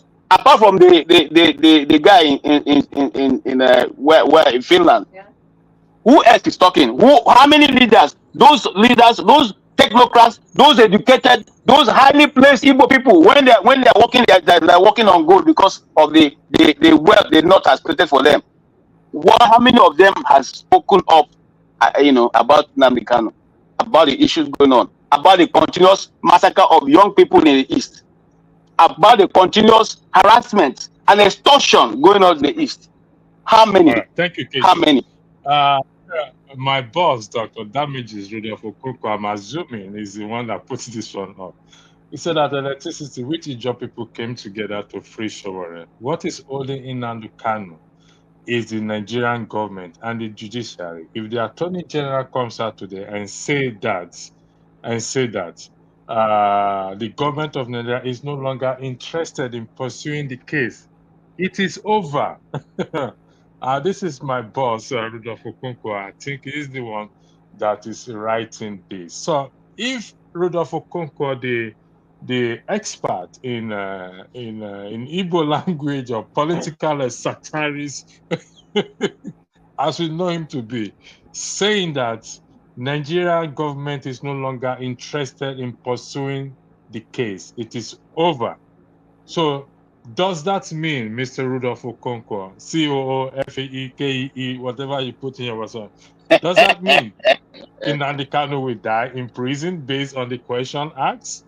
Thank you. Listen. Sorry, I will say something. I go. Just give me what. Just indulge me this time. Look, I agree partially with Rudolph, but you see, even if the Nigerian government is holding Nnamdi Kanu, there's what you call pressure. How much pressure is the leaders of the East mounting on government? Look, when Jonathan was in government, and Jonathan, led by the army led by General Ihejirika, was carrying out a total destruction of Boko Haram. It's not led by the Sardana of Sokoto, who is still alive and still there. Went to Jonathan and said, "You are carrying out this thing against our people. The Boko Haram are our children, and they are a part of us. The continuous attack on them is attack on the North." And they threatened him that if he doesn't stop, okay, and take away Ihejirika from that position, that they will not vote for him. What happened? They removed Ihejirika. That is how Ihejirika left the army. Are you understanding what I'm saying? They got there and they were able to mount. Why can't the people of the East also make the same demand? What are they afraid of? What are they afraid of? Let me go to Madu. Madu has been trying to join since. Niger man, welcome Thank to you. the platform. I'll come to you later. KJ, I have several questions for you, so don't go away if you don't mind. Madu, the floor is yours. I understand you've been trying to join since. Just for the record, please, Madu, before you speak, just for the record. It's my turn, Abi. Yes, it's your turn, but give me 1 second. I'll come to you. The issue of tribe was not floated by me. Paul has left, and those in the comments alleged, if Dr. Damages is listening, alleged that Nnamdi Kanu is being held because he is an Igbo man. Polyga Sowore has been freed. So that begs the question that I asked: what are his own kinsmen doing to free him if they are alleging that the current government, his brother, is the one that freed Polyga Sowore? Just for the record to reflect. Madu, the floor is yours. Thank you. Am I coming clear? Yes, yes. I can hear you. We can hear you. If you can move closer to your microphone, will be appreciated. Thank you. Thank you for letting me in, because I started the program. I've been trying to come in. My problem in this program is your topic. The topic you chose. One, and the narrative you was pushing when you started by saying Nnamdi Kanu jump there. That was the two things that pushed me to try to come in. So the question is Nnamdi Kanu in prison? That's the question. Is Nnamdi Kanu in prison? It's in custody. DSS custody, not in prison. My apologies for that. But he's still in a confined place that he cannot move around. Now you are coming. He's not in prison. So Okay. you know, Thanks for correcting that. When you see a sinner within Kanu die in prison and Nnamdi Kanu jump, it looks like you are biased in this anchor. You know, so that's the area I want to correct, because one, Nnamdi Kanu, it is clear that Nnamdi Kanu did not jump. I don't know when you started following Nnamdi Kanu issue. Maybe you started recently. If you started earlier, you will know what happened and how much that was awarded to him in High Court in Omaha because of this jumping bell, no jumping bell, that the government have not paid. May I ask you a question, sir? Go ahead. Okay. I think this question has been asked earlier, and I'm going to ask you again. Yes. Okay. Go ahead. This broadcast stemmed from 2 days ago judgment, court case. Yesterday, not 2 days ago. Yesterday. Yesterday. And the record shows, according to the judge, that he refused Kanu's application for bail because he has previously jumped bail. That is the record. I did not make that record. Electricity, please try put something straight, please. That you didn't even read the can you hold on? Wait, can you hold on? Allow him to finish, please. I'm going to take you off the platform if you keep interjecting. I'm being honest with that. Come on. So that is the judgment I read. So if there is anything different from that, that is why we call it discussion. Then people will bring it out there and say, oh, this judgment is different. So we are reading different judgment. I read it out from AIT Live. I read it out from AIT. So I was not in the court. Neither of us, none of you here sitting here are in the court. So if there's something more superior than what I have read, then you have to put it out there to say, yes, this is it. This is what is the judgment. So if the judge says that it's because he previously jumped bail, and I'm saying that right now, tell me, Mr. Madu, am I wrong in that? If you say exactly what the judge said, you are not wrong. But you should. Do you want me to read it out? No. Everybody, I followed the program. Even did you read? Okay. Did you listen to Nnamdi Kanu's statement when he was in the court yesterday when he was defending himself? Yeah. I think I saw a clip of it when he was even quoting a section of the law. He was quoting a section of the law. I saw some of the clip. He asked the judge why he don't want to look into the Supreme Court judgment. So you are saying that I jump. Wait, he said you are saying that I jump bail. Why you don't want to look into the Supreme Court judgment that said I did not jump bail? You can't. Thank you for that. Thank you for that. But at the end of the day, the judge judgment for refusing his bail application is because she claimed that he jumped bail. Would that be correct? Does not make it doesn't make it right. That doesn't make it right. Human is wrong. The human was wrong. We are on the same page because we have agreed here, regardless of anything, that the Supreme Court is the apex court of the land. So whatever judgment they made has to be respected. We agree on that here earlier. So another thing. You ask what are Igbo people doing to make sure that Nnamdi Kanu is released? The basis for me to ask that was explained. Do you understand that as well too? Yeah, but I have something to say in that aspect. Go ahead. I follow everything that goes on in our own place because Nnamdi Kanu is an arrowhead. Anybody that want to write on, or maybe you want to become somebody in politics, you can use his name and write on. Soludo is number one example. Soludo used him and become a governor and was shouting everywhere. I even went to visit him. According to Soludo, he pleaded to Mr. President, which is Buhari, to release him.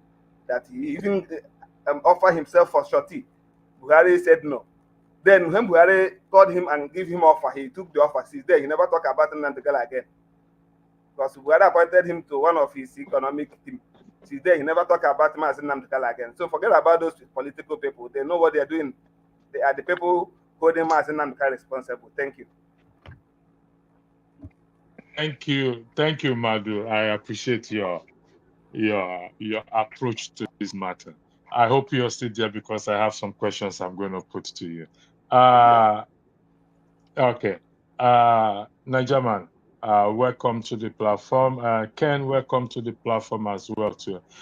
Please let me say this. I'd like to thank those of you in the platform that you've maintained decorum. We're trying to eradicate verbal abuse as much as possible so that we can treat each other with respect at the end of the day. So, Nigerman, the floor. Olumide, I don't know if you are back, but it seems you are not back here. But I'll come to you. Stay there. When you are Sure, back, sure. let me know. I'm back. But if I, Okay. that's Hold okay. on You one can second. you can go on with others, and if I'm able to talk, I'll. If I'm not able to talk, I'll let you know. All right. Thank you very much for that. Nigerman, the floor is yours. Yeah, good afternoon. How many minutes did I have, please? Because I have a lot to say, please. Just want to know so to manage my time. I'll give you 3 minutes first. So No, people are first using more 3 than 10 minutes, it's 15 minutes. Okay, I've been waiting. go ahead. When I'll stop you, I'll stop you. Go ahead. Okay.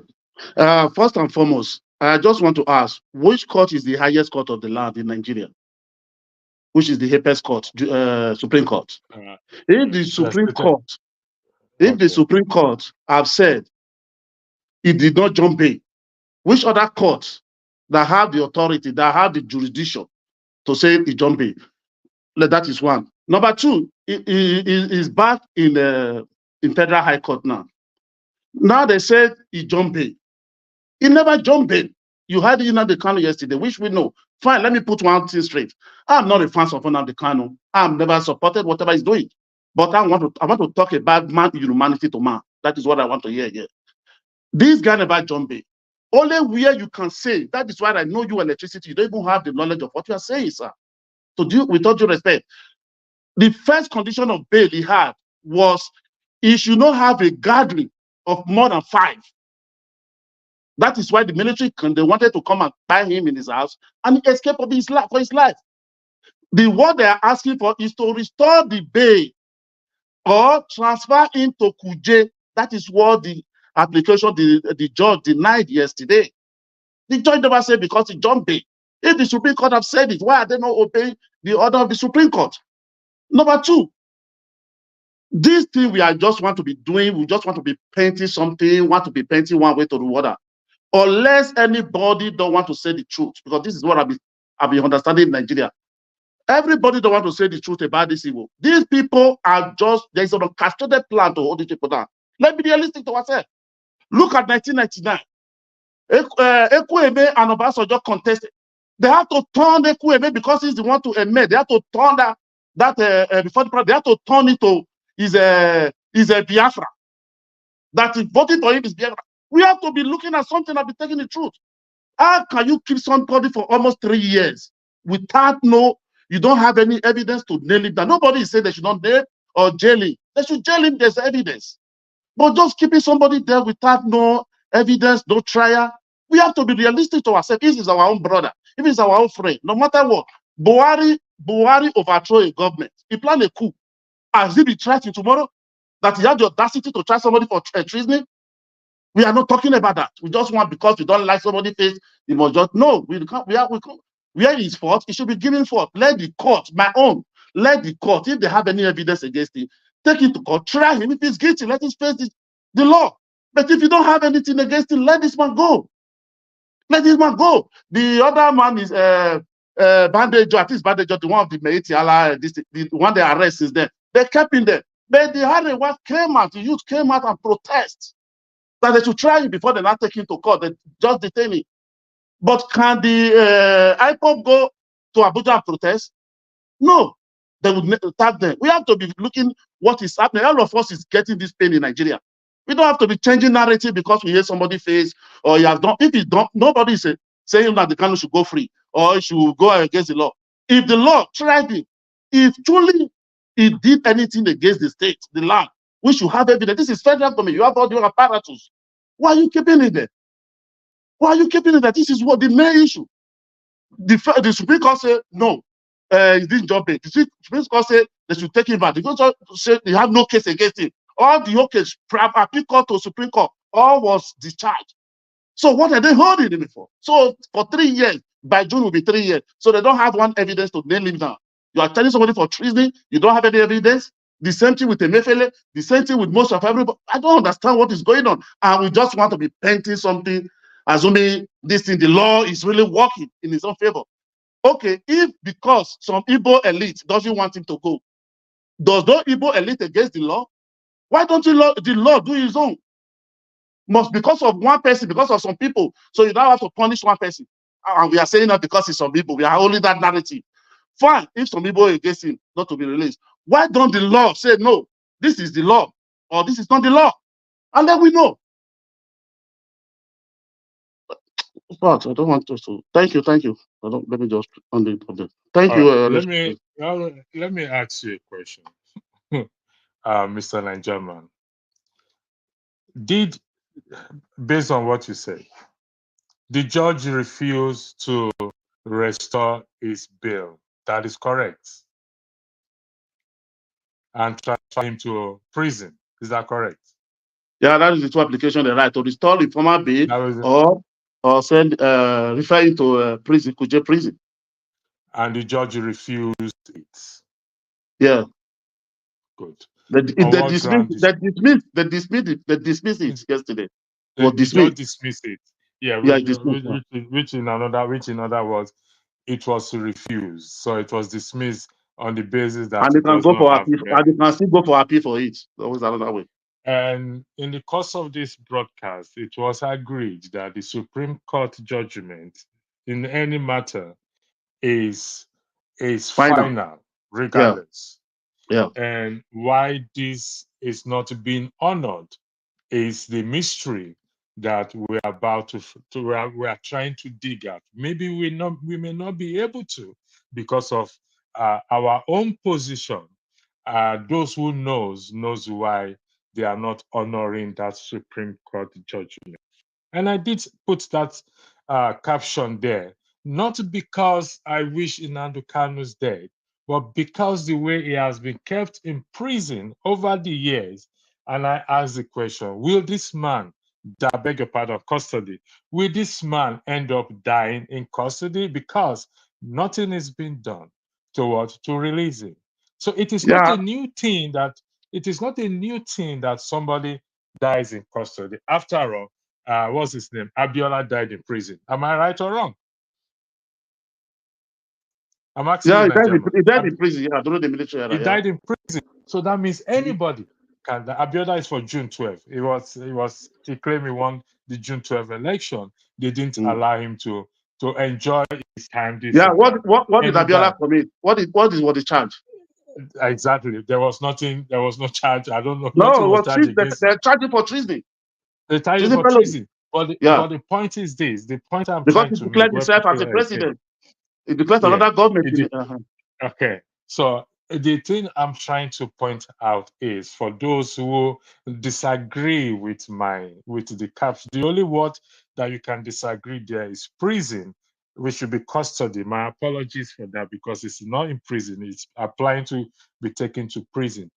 Is that when you are keeping somebody in prison without applying the rule of law, and the Supreme Court has already ruled that it should be released, and it has not been released, anyone can arrive at that conclusion. In fact, some will boldly tell you this man will die in prison. Mine is a question. Anyway, who is next? No, wait, sorry. That is yours is a question. Some will say that is their opinion. They are not the judge. Yeah, all of us can be saying that the Kanu can do that, but the judge doesn't answer to us to electricity. You understand? Yeah. If you said he's been there for 3 years and no trial, why is he be kept there? Let me use your word. Why is he be kept in prison? That is why we are discussing. That is what I'm telling you. That is on a castrated plan. Because if you go far back, how can somebody, because of what was able, that punishing people of this generation doesn't know what happened in 1966? You have to, from there, come back. You have said it. How is somebody be put there? You are saying some people doesn't want you to release because of some people, and you are not jettisoning the law. We have to look it. So if I, for example, say allegedly, let me just put like this man KJ now, so maybe he's the elite of people, doesn't want him. So because of only KJ doesn't want it to be released. So the rest, the law of the Nigeria should be jettisoned. No, it's not like that. Follow the law. If you have evidence, convict this man. If you don't have any evidence, let him go. Why are they not jailing Buhari that take over power with gun, that committed a coup, which is treason too? And the same Buhari have to go and kidnap somebody and bring it to illegality. Can never kill legality, my brother. We have to be true to ourselves. I think it's my turn now, right? I think, yeah, hold on 1 second. Najama, I don't know if you watched from the beginning. We did discuss this treason. I mean, what is it? I'm saying my own opinion. No, electricity. Okay. No, I'm saying my own. What is happening? Okay. That's why I'm saying my opinion, please. That is not. Okay. I'm not coming from your own word. Okay, I'm glad you are not coming from my word. We did say there earlier that his kidnapping back into the country was condemned because there's an agreement. What do you call that word again? Between Nigeria and the other country. Treaty. That Nigeria signed. So they should have followed that pattern to have him back, but it was not followed. That action was outrightly condemned here by Paul. Raised it up, and I believe also weighing on it that is absolutely wrong as such. The thing is that the rule of law must be applied regardless. Like KG said, it's about humanity. And as you know me, I don't do tribalism. Mr. Electricity, anybody that kidnapped today, if he's caught, what happened to him? We're in Nigeria. If they caught you as a kidnapper, what will happen to you? If we go by the rule of law, you face a trial. Okay, now they kidnap Nnamdi Kanu. They should first and try Buhari for kidnapping somebody Nnamdi Kanu in Kenya first. Okay, so who is going to do it? Okay, who is going to do it? We are not missing anything. So why are they not doing? Why do you want? It's like I'm a tribalist. Then you want to correct me? You are using tribalism to repair tribalism. How would that ever work? I'm not. Buhari doesn't have the moral right to try anybody on treason in Nigeria because he committed a coup in Nigeria. He has not been tried for it. Okay, Nigerman, who is going to do it? I'm asking you a question. That is like you, the way you are saying, bringing this thing, the way you are doing this one now, you bring Nnamdi Kanu will die in prison. Why can't you be when Buhari be tried for treason he committed in 1984 or 83? Okay, so you want me to run another broadcast that I should use Buhari as the caption?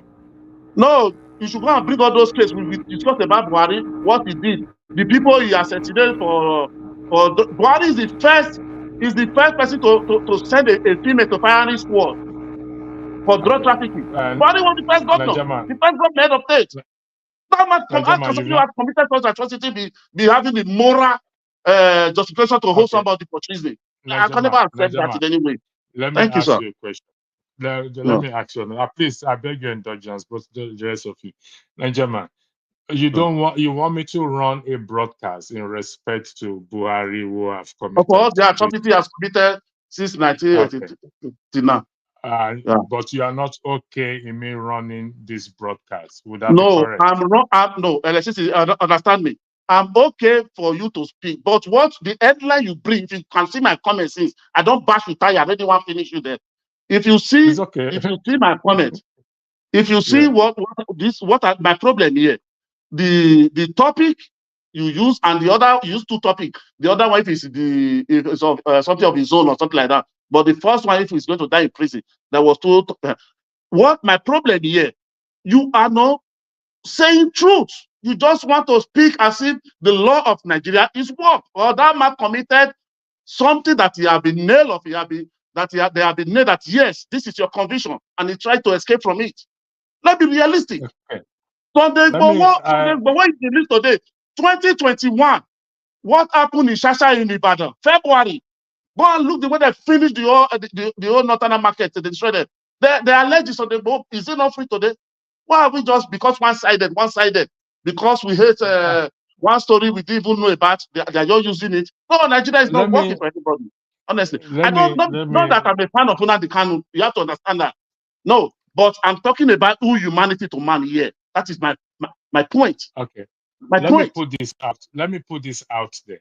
Okay. Let me put this out there. I'm, for one, in support of the rule of law. That's number one, regardless.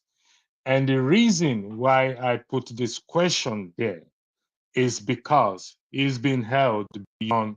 Even I read the judge, I read what I read out, and I stand on what I said, that I am running this broadcast based on the recent case, not dismissing the Supreme Court judgment that existed before now, that should be honored. So I'm running that broadcast on this basis that if a man has been kept beyond, where it's no trial, why is he being kept in prison?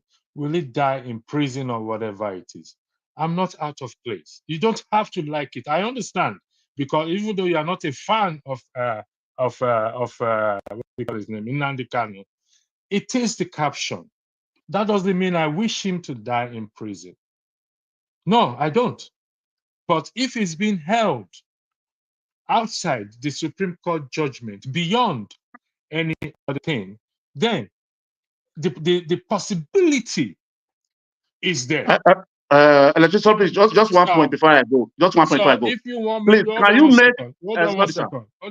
Sorry, no. If you want me to run a broadcast on Buhari, fine. You can make that suggestion. If you feel you don't want to weigh in on this same topic, you feel uncomfortable about it, I do understand. But Nnamdi Kanu is a topic to talk about, and anyone can talk about it. I yield the floor to you, Najama. Go ahead. Just one. Let me just come in. Just 1 minute. I just wanted to do a research, please, and go to all the judiciary system and show me one name of any board case that are from Federal High Court to Supreme Court. They are now returning back to Federal High Court. If there's any existing case like that in Nigeria. Najama, we are saying the same thing, so I don't need to go do a research. What we are saying is the Supreme Court has passed a judgment that should be honored. The Supreme Court is the apex court in the land, in any land, has passed a judgment, and it should be honored. Why this is not honored will remain a mystery between you and I, though you've weighed in that there are people working behind for him not to be released. That is understandable. So why do I need to go and make a research? I don't understand. I don't get what you're saying. The Supreme Court is the go ahead. Talking about. So please, can I will you? Thank you very much. Electricity, I actually joined because of you. Okay. You said Nnamdi Kanu jump bail. When somebody no. Hold on. I didn't say so. I read from what I read. No. So if you are telling me I am wrong, yeah, I know what you said, because eventually when somebody a superior argument, then I will accept it. Yeah, when somebody said it, you now went to quote the High Court. That is because of what the High Court said. So the question I will ask there, starting from there, is why didn't you quote what the Supreme Court said? Is the High Court higher than the Supreme Court? Okay, let me ask you. Asking me a question. Yes. Okay. Like I said, I'm going to repeat again. I focus on the case that just happened yesterday or 2 days ago. Nnamdi Kanu's application to what? To the court. That is not fantasy. It's not. It is not something that did not happen. Yeah. It happened, and we delved into the Supreme Court matter. Did you hear that during the course of this broadcast? No. I'm asking you a question. You didn't hear that? No, it's not longer. Okay. So you heard a part. So allow me to bring you up to speed. Okay. I ran this broadcast based on what happened, just like the way anybody will run a broadcast on recent happenings. That does not deny the fact that some things have happened. We agreed on this broadcast that the court, which I just also said not too long ago, that the highest court of the land is the Supreme Court, the apex court. A judgment has been passed. Why are they not honoring that judgment? Also, I went further. Why, if there is a judgment, seeing that there is an existing judgment from the Supreme Court, Why is the need for his lawyers to go down to a lower court again to make an application to have his bail restored? Why didn't they go back to the Supreme Court to say your judgment is not being honored? Why would they make another application to a lower court? Thank you very much. I just wanted that clarified. So let me make my submission. I just wanted that clarified. All right, thank you. Now, thank you for accepting the clarification. So my submission is going to basically be questions to all the listeners, people who are listening. And first of all, I'm not an Igbo man, I'm from Edo State. But I hate injustice. Now, the first question will be, do we have extradition law with Kenya? And the last time I checked, yes, we do. Has that extradition law, has it been ratified by Nigeria government? Yes, it has been ratified. And if that extradition law has been ratified by the Nigerian government, is it now a Nigerian law? Yes, it's a Nigerian law. So is Nigerian government allowed to kidnap somebody without extradition? No, it's not allowed. Now, can the kidnapper end up trying the person that they kidnapped? Does anybody who is listening to this program know anybody that a democratic country kidnapped and went ahead to try the person? I don't know of any. What I'm going to say is, anybody who is talking about if he committed any crime, they should try him. No, I'm not against if he committed any crime, they should try him. But as far as I'm concerned, based on Nigerian law and international law, Nigeria has forfeited the right to try Nnamdi Kanu until they send him back to Kenya and go through the process of extradition and bring him back to the country legally. You cannot try illegality. You cannot do legality on top of illegality. You cannot build a house without laying a foundation. The process for which they brought him to the country is illegal, and you are not supposed to try him for any reason. If I were to build Nnamdi Kanu, I will not submit myself for trial, just as he said. Nigeria government right now do not have the right to try him. That was exactly what the learned people in the appeal court said. You don't have the right to try him. Go and extradite him. Why was Abba Kyari not extradited to the US? Let us face the reality. So people should not be saying, oh, if he commits crime.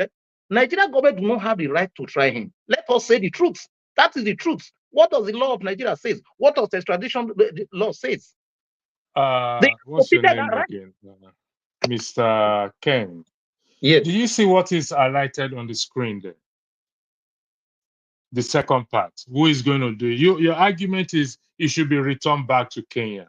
I think it's been established here that there is an extradition agreement, and that should be followed. However, it was not followed. It was illegally, against his will, against any rule of law, returned back into the country. Now, who is going to take him back to Kenya? And the rule of law, now the process, due process, will now be followed. I asked you that question. Who do you think will do it? You and I. Okay, good. Yes, so if it's you and I, what we should be doing now, instead of we say, let me finish myself. Okay, instead of we saying that if he committed any crime, he should be tried for his crime, we should rather be saying that Nigerian government should do the right thing, follow the law, follow the due process before attempting to try him. That is what we should be saying. Okay. Not try him. Okay, so you and I, let's agree on that. So how do we go about it? Just like you are doing this program now. So I've heard some people talk. Yes, I've heard some people talk about if he committed a crime, they should do go through the process and try him. No, they don't have the right to go through the process. We should rather be saying go through the process of extradition before talking about trial. That's so will you also agree, or will you agree that it was even wrong for Nnamdi Kanu and his lawyer to apply for his bill to be restored back or be transferred to prison? Sorry. Can I come in? Can I come in? No, let me answer him. AJ, hold on. Let me answer him. You said we should not be talking. Hold on 1 second, sir. You said we should not be talking about this. We should be talking about how he should be taken back to Kenya. Would that be correct? No, I didn't say we should not be talking about this. I said we should not be talking about his trial, that he should be tried. We should rather be talking about he should be taken back to Kenya. Okay, we should not be talking about his trial. We should talk about being taken back to Kenya. Do extradition. So the question I am putting to you now is the reason why we are talking about this is based on somebody's can you hold on, KJ, let me mute you. Apologies for that. The question I am asking you, based on what you just said, should his lawyers and Kanu himself apply? Should they have applied to have his bail restored rather than apply to have him taken back to Kenya? They have actually applied to have his bail restored before, right? Okay, they've applied to have his bail restored. Answer the question I asked you, sir. I'm asking your question. I'm asking the question based on what you said. Okay. You said we should not be talking about his trial. And the reason why we're talking about his trial is because they went to court. Isn't it? So I am asking you now, should they have gone to court to apply to have his bail restored? Or should they have gone to court to apply to be taken back to Kenya? That's the question. Yeah. Now, listen, I'm not in position to speak for the legal team. But I am in position to speak as a Nigerian who is seeing wrong being done to somebody, and I feel it is wrong. Again, if you listen to Nnamdi Kanu yesterday in person, he said this as well. You cannot try him when you kidnapped him. He said it. That was what he said. Okay. And that's the this is the question. You see, you're not answering the question. I just answered the question. No, you did not. You said we should. No.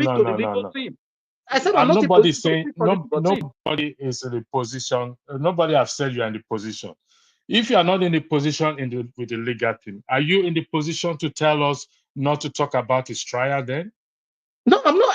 I'm not mandating you not to talk about his trial.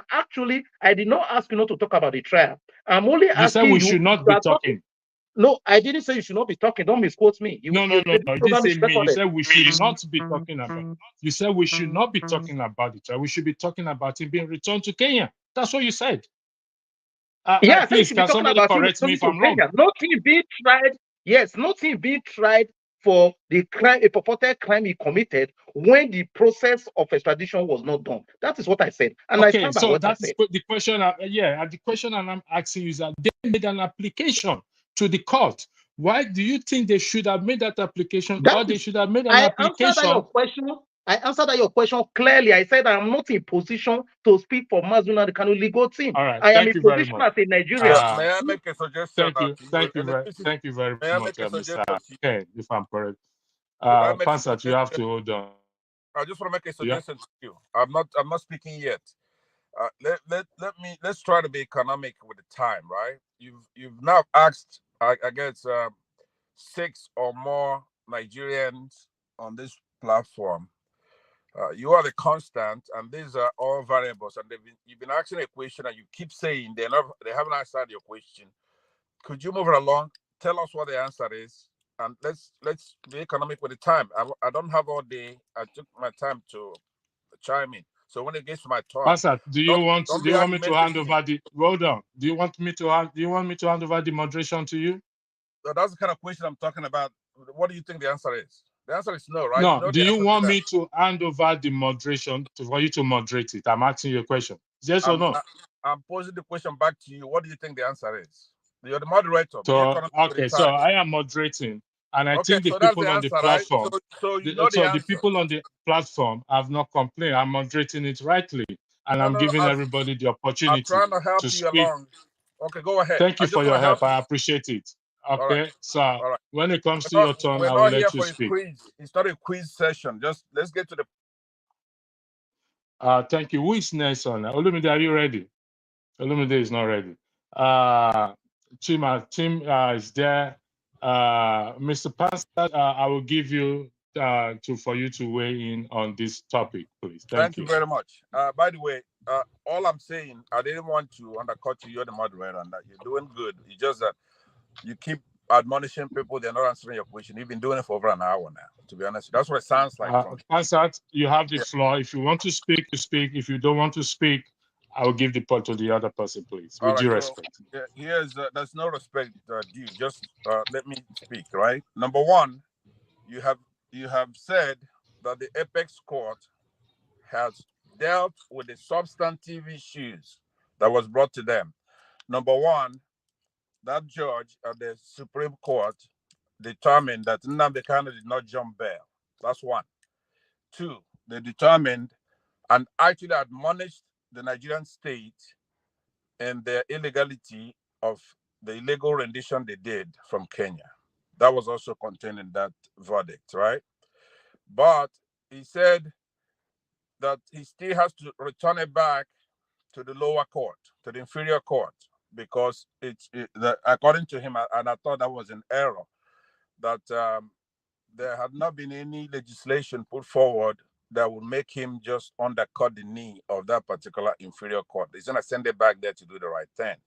Now, that judge does not know that the Supreme Court, they have what's called judicial review. They could actually strike down any legislation that they think is unconstitutional. They're the only body that could say what that constitution, that shambolic constitution means, but more importantly, what it does not say. So that was where the error came in.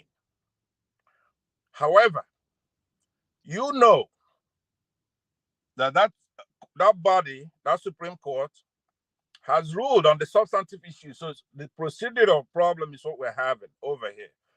But it's not outside of imagination that because Nigeria is practicing some kind of silly... sorry, Pastor. Sorry for interjecting you. You said something I needed to clarify quickly before I forget. In terms of judicial review, who is responsible to apply for judicial review? Nobody. The Supreme Court on its own. It owns it. It's what they're known for. As a matter of fact, 99% of the laws that operate in the country, including our own, and here in the United States, is what's called case law. The laws that operate a country is not even the ones that are made by Congress, or in our case, National Assembly. Is the case law is what the written opinion by those judges. That's what operates a country. So now you have to differentiate procedural stuff, what's done in a courtroom. It's like on this platform, how you tend to operate this place, who gets to talk and all that. That's within your purview. What you do not have the right to is what is true or false, right? You don't have that right. You have to then move this thing along. We're beyond all that. Now we're in the realm of an illegality. If somebody goes and they kidnap somebody from, say, what's it, ShopRite in Nigeria, the kidnapper, right, is holding somebody legally. So now, how do we get that person that's held illegally? You don't come questioning people that say, hey, what did the law say about this or that? Right now, that Supreme Court has dealt with the substantive issues, and the man should be released. That's the point. Now, you are not. So why is it not being released? If you don't mind me asking. Okay, if you want my guesswork to go to the zenith of my imagination, I could say it's a religious bigotry issue in that country. Okay. So thank you. What do you mean? Let me what do you mean by religious issue? Let me tell you. You keep saying I don't want to deal with ethnic issues. I don't want to deal with religious issues. Are you from Mars or are you a Nigerian? You have to use your head. Electricity. Sometimes use your head, right? It's not what you want, it's what you have. That's what you have to deal with. What do you have, not what you... Pansat, I have to meet you, okay? I muted you. Okay, it's left. Okay, that's his choice anyway. Olumide, are you ready, please? If you're not ready, I'll go to the next person. Olumide, can you hear me? January 20. Yeah. 23? Yeah, January 1st. Yeah, I can hear you, Andrew. Yeah, if you're not ready, don't worry, I can go to the next person. I think I can weigh in a bit. Okay, so my own take is just that, I mean, Andrew, we need to be honest with ourselves. The country is not civil enough for for its populace. I mean, we've seen it time and time again, the way they treated every one of their citizens, especially those they perceive are against government. Government doesn't have to win all the time. You understand? You don't have to win all the time. That is not the essence of government. Government doesn't have to, and you have to learn to listen to your people. You understand? We don't progress. We don't make progress the way we behave to ourselves. We live in other climes of the world. What happens in our own part of the world will never happen in where we all live in other climes. Even though you're a foreigner, they won't even treat you that way. Not to talk less of a citizen. So what is the essence of being a citizen? What do the Nigerian people enjoy as a citizen? They don't have sovereignty. They can't vote who they want. They are oppressed every day. They are, the people who rule them or who oversees the situation, it's just a shame on all of them. From all the government agencies, from the justice to the police to the army, shame on all of them. Look at what has happened since Tinubu came in May 29. And this is somebody who claims to have fought for democracy when he was in Nadeko. And look at this government. You would have thought that this is somebody that will come and show a good example of what leadership is all about. But no, it's just a complete disgrace. Look at what they did in Bayelsa. Look at what they did in Delta. We can go on and on and on and on and on and on and on and on.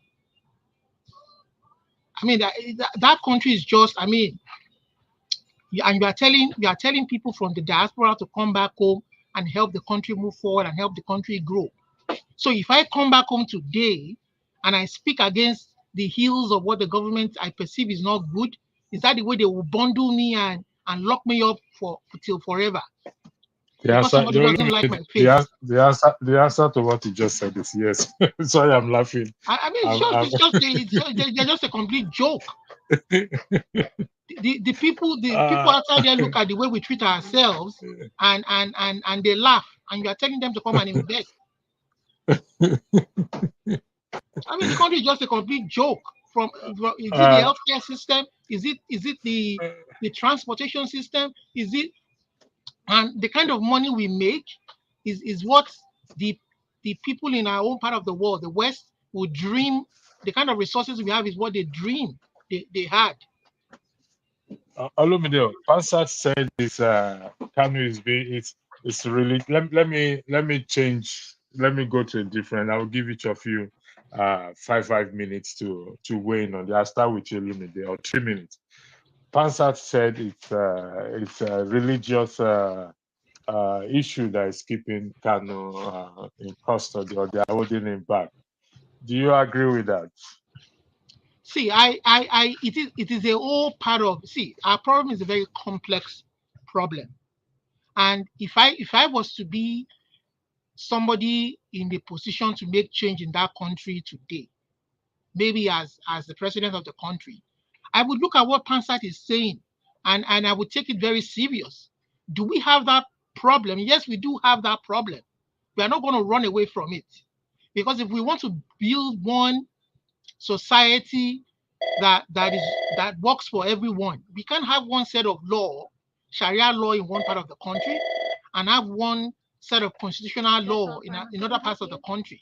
So where exactly are we at? Are we running a federal system, a unitary system, a confederation? We need to be honest with ourselves. And some parts of the country are saying that we're not. It doesn't favor them. They're not. And then some part of the country are saying no. They have to force it down our throats. Yeah, we can do that. So that problem, like I said, our problem is a very complex issue. We have a problem of financial impropriety, propriety, or whatever, corruption. To say in a short word, we have a problem of religion, and we have a problem of religion is a big problem, because we have not just Islamic fundamentalists, we even have Christian fundamentalists. We see them all the line where religion has been weaponized. I mean, there's nothing wrong with aspiring or ascribing to one religion or faith, but that the moment it starts to affect our constitution, what binds us together, then it's a problem. It's a problem. Thank you, Olumide. Mr. Madu, the floor is yours. Then we'll go to KJ, then we'll go to Chiam. Okay, thank you for another opportunity. It is obvious in Nigeria that Nigeria doesn't obey rule of law. They only obey the one that favors them. Anyone that favors Nigerian government, that's the one they will obey first. If you favor another person, you're on your own. My friend, the Shawore, was calling for revolution. They charged him for treason. The revolution is on the way coming. They are just postponing it. It must happen because this hunger that is in Nigeria, there will be time nobody will endure it anymore. So everybody will have to force himself or herself to come out for say no, we don't agree. It must happen very, very soon. Very, very soon. So that's almost all I want to say. So let's correct ourselves. Nnamdi Kanu they are not charging, they are not trying him. They are just incarcerating for nothing. No matter what, they must release him if they like it or not. He will not die here, and he will never die there. He must come back alive. All right. Thank you for that positive position of yours. KJ. KJ, are you driving or what, KJ? Okay. Okay, I'm driving. I'm going to play right now to talk to you. Okay, when you hold on, let me remove KJ. Where's KJ again? When you are ready, you let me know. Give me a signal. You're in backstage. Chim, the floor is yours, please. Chim, are you there? It's not there. Anyway, thanks for joining. Hold on one second, before you speak. Let me say this. All right. Hello, can you hear me? Yeah, Chim, hold on one second. A lot of people have been commenting Can you hear me? on this. Yeah, I can hear you, Chim. Can you hold on one second, please? Can you hear me? All right. Good day. Yeah, Thanks for giving me another chance. When we are talking, it's like my network was not strong enough because of where I was, but I'm now home. So my point I was trying to make, when you look at the whole thing happening in Nigeria today, I'm referring to Nnamdi Kanu's case. You will see that the thing is opening up Nigeria. Is giving Nigeria a bad image to the world.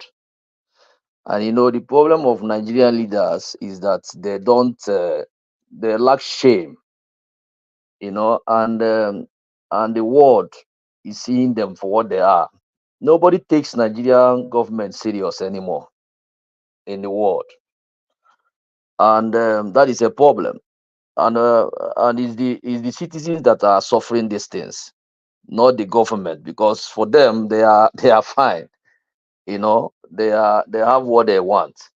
So when a country will go to another man's country and kidnap somebody, and then forcefully, extraordinarily rendition the person to Nigeria and want to judge him you are judging somebody that you went and kidnapped.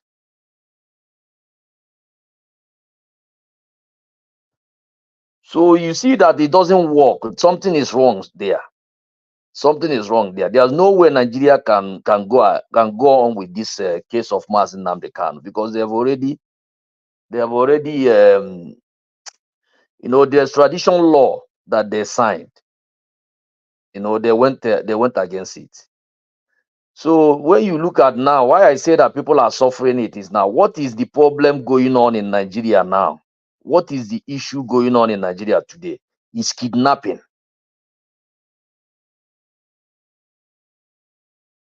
Kidnapping. So if your government can go and kidnap, why can't you as a citizen also kidnap? So, so how will the government now Mr. fight Chen, that? that's a very important point you just made now. So if the government is kidnapping, the people also will kidnap. Go ahead. Sorry about that. So when you hear that government is not fighting insecurity everywhere, which face are they going to use to confront that insecurity of kidnapping when they are holding somebody they kidnapped?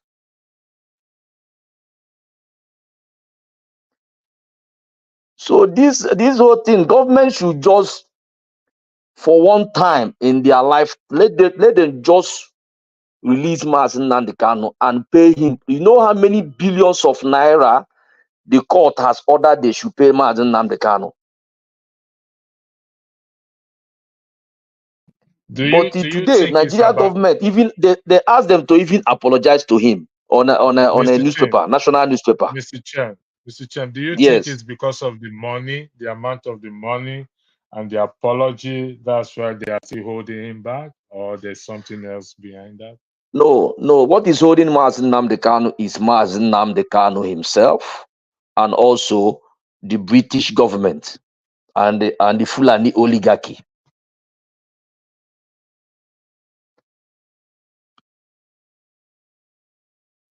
All right, thank you very much. Anyway, Yeah, these are the people. These are the people holding Nnamdi Kanu. That monetary something is just to show that Nigeria has done something wrong.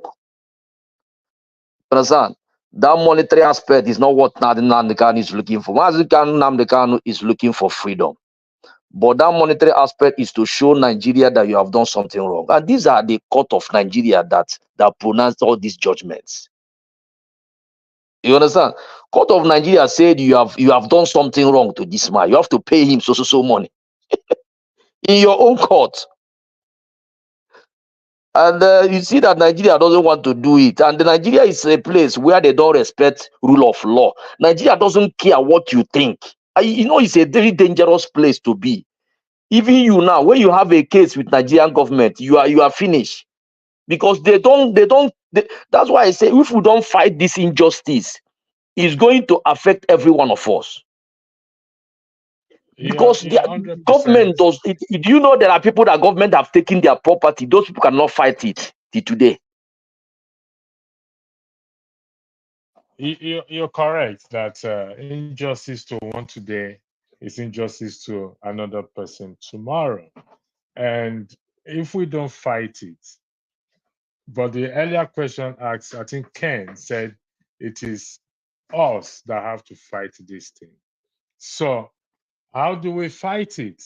That is the thing, because whether we agree with the caption or not, there are worse captions in the world, so I'm not really faced out by the caption anyway.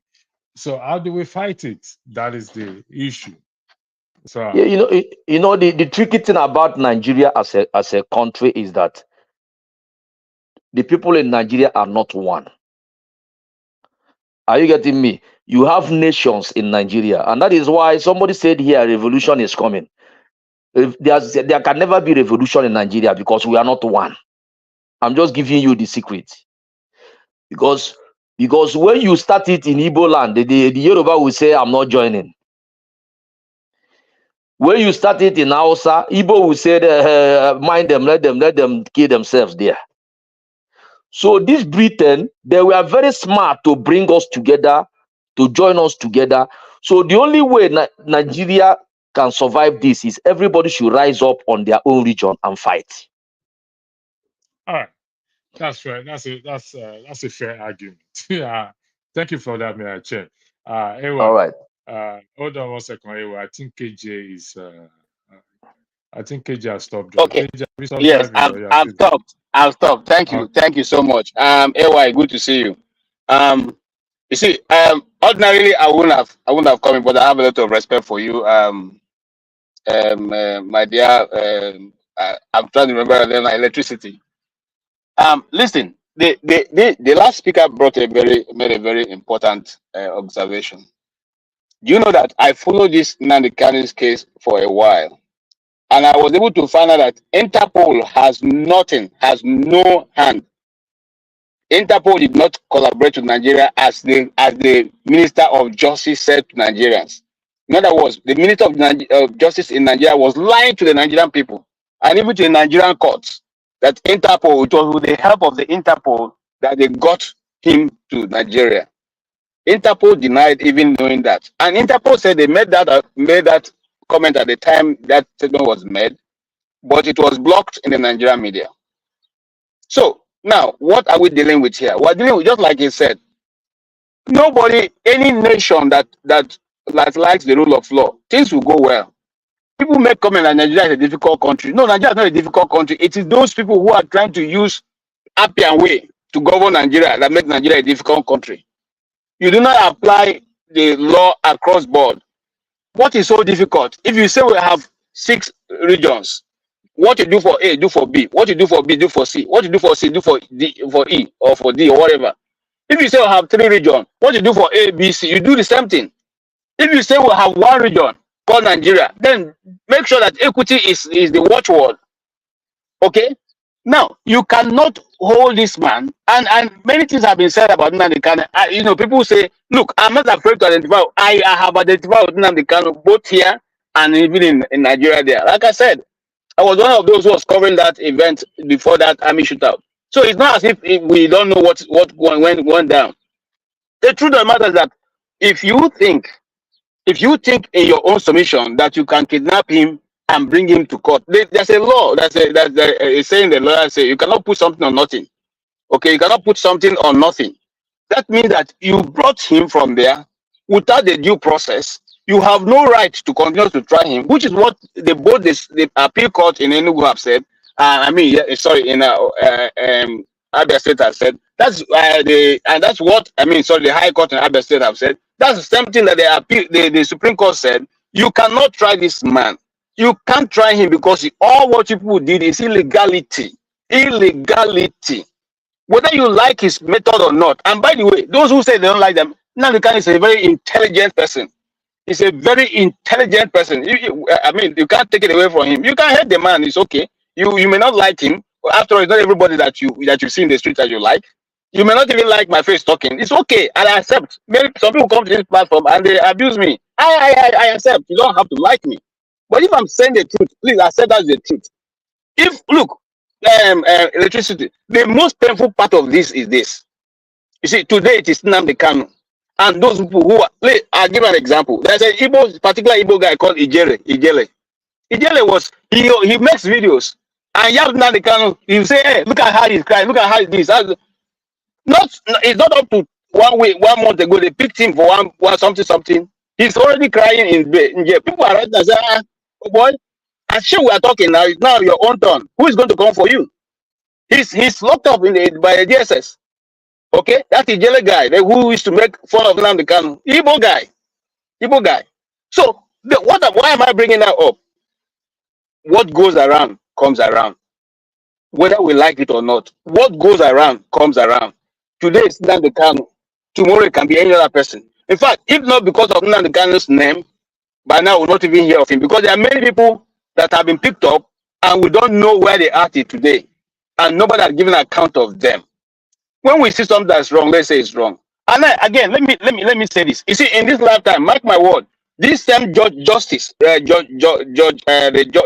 High Court judge, the so-called Murtala Bintanyako, okay? Her own children are going to suffer the consequence of whatever she's doing.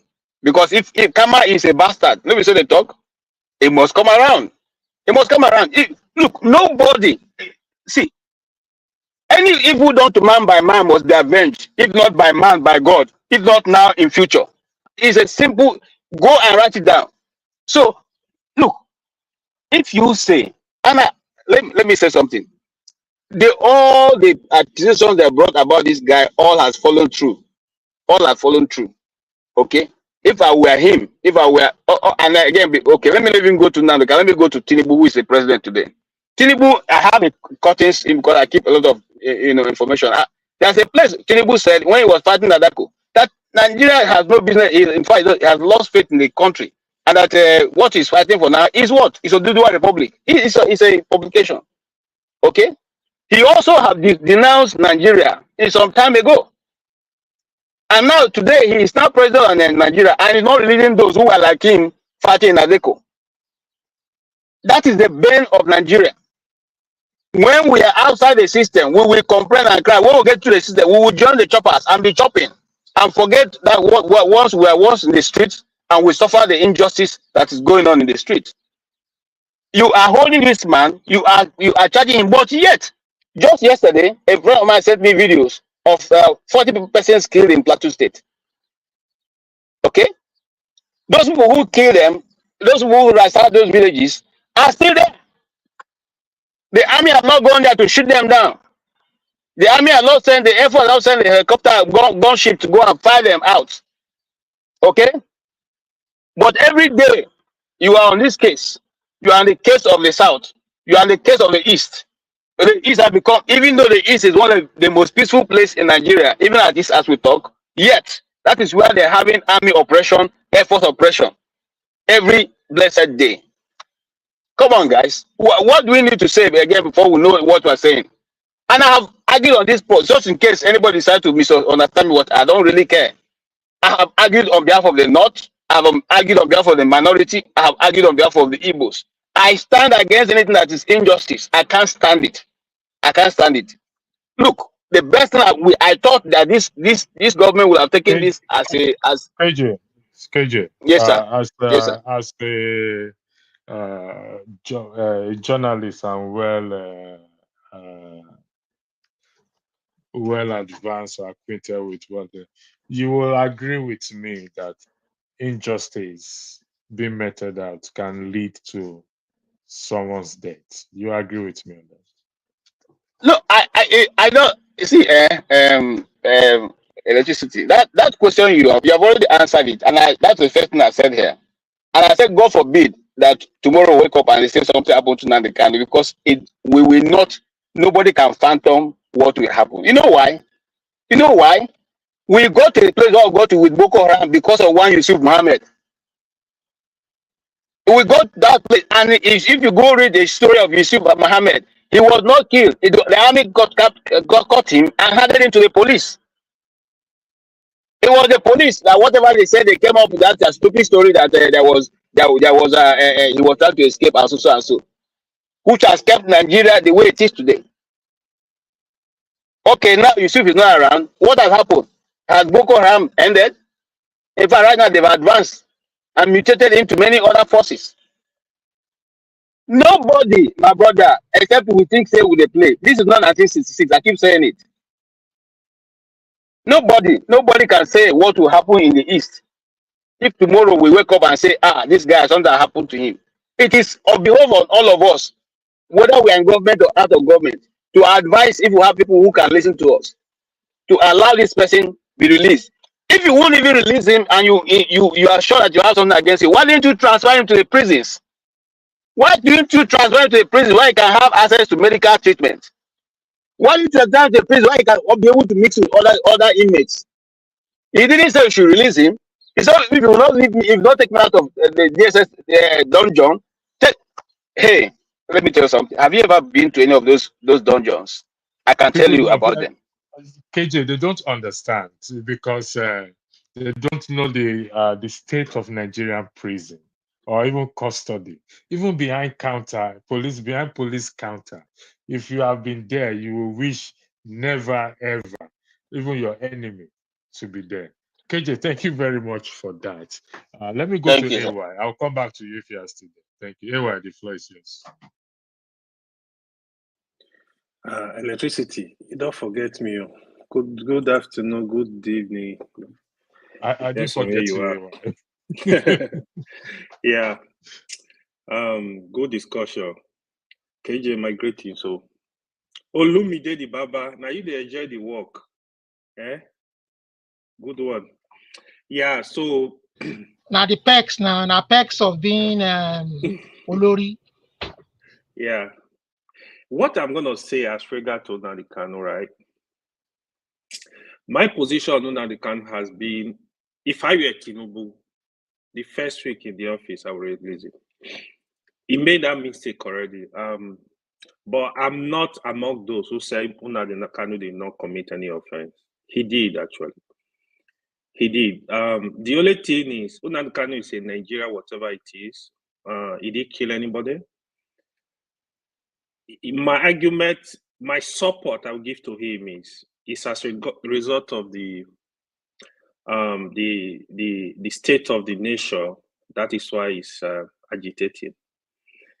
Tinubu would have taken a clue from there, get into office that first week, get me Nnamdi Kanu, have discussion with him, let him go. Let him go. That would have, he would have even come out and said, you know what, if this guy can let me go, let me chill out and have a peaceful discussion. But now the mistake has been made. The honest truth is, we should not deceive ourselves. The honest truth, what is going on, nobody is willing to try Nnamdi Kanu. Nobody. The solution I see is going to be a political solution. But it's not that the government know, like, if you try Nnamdi Kanu, even if you take him to any court, he will be released, actually. But, and the other thing we need to know is, this has been the history of Nigerian government, no matter who is there. Asari Dokubo was treated the same way. Dasuki was treated the same way. Buhari refused to try Dasuki. Even Zaki, the leader of Shai movement, they refused to try it. So this is, when they want to keep you, this is what they do. So it's not issue of, the issue now is not issue of, oh, now they can committed any crime or whatever, committed any offense. But they don't want to try him. They just want to keep Nnamdi Kanu until the government decides to say, you know what, let this guy go. I think if there is anybody that can negotiate with the government, it's a political solution. If the governors, it was having some governors that are willing to have a negotiation on his behalf, even the senators, they should do that. I think it requires a political solution. Otherwise, it's no issue of try or not try. Trust me. Forget.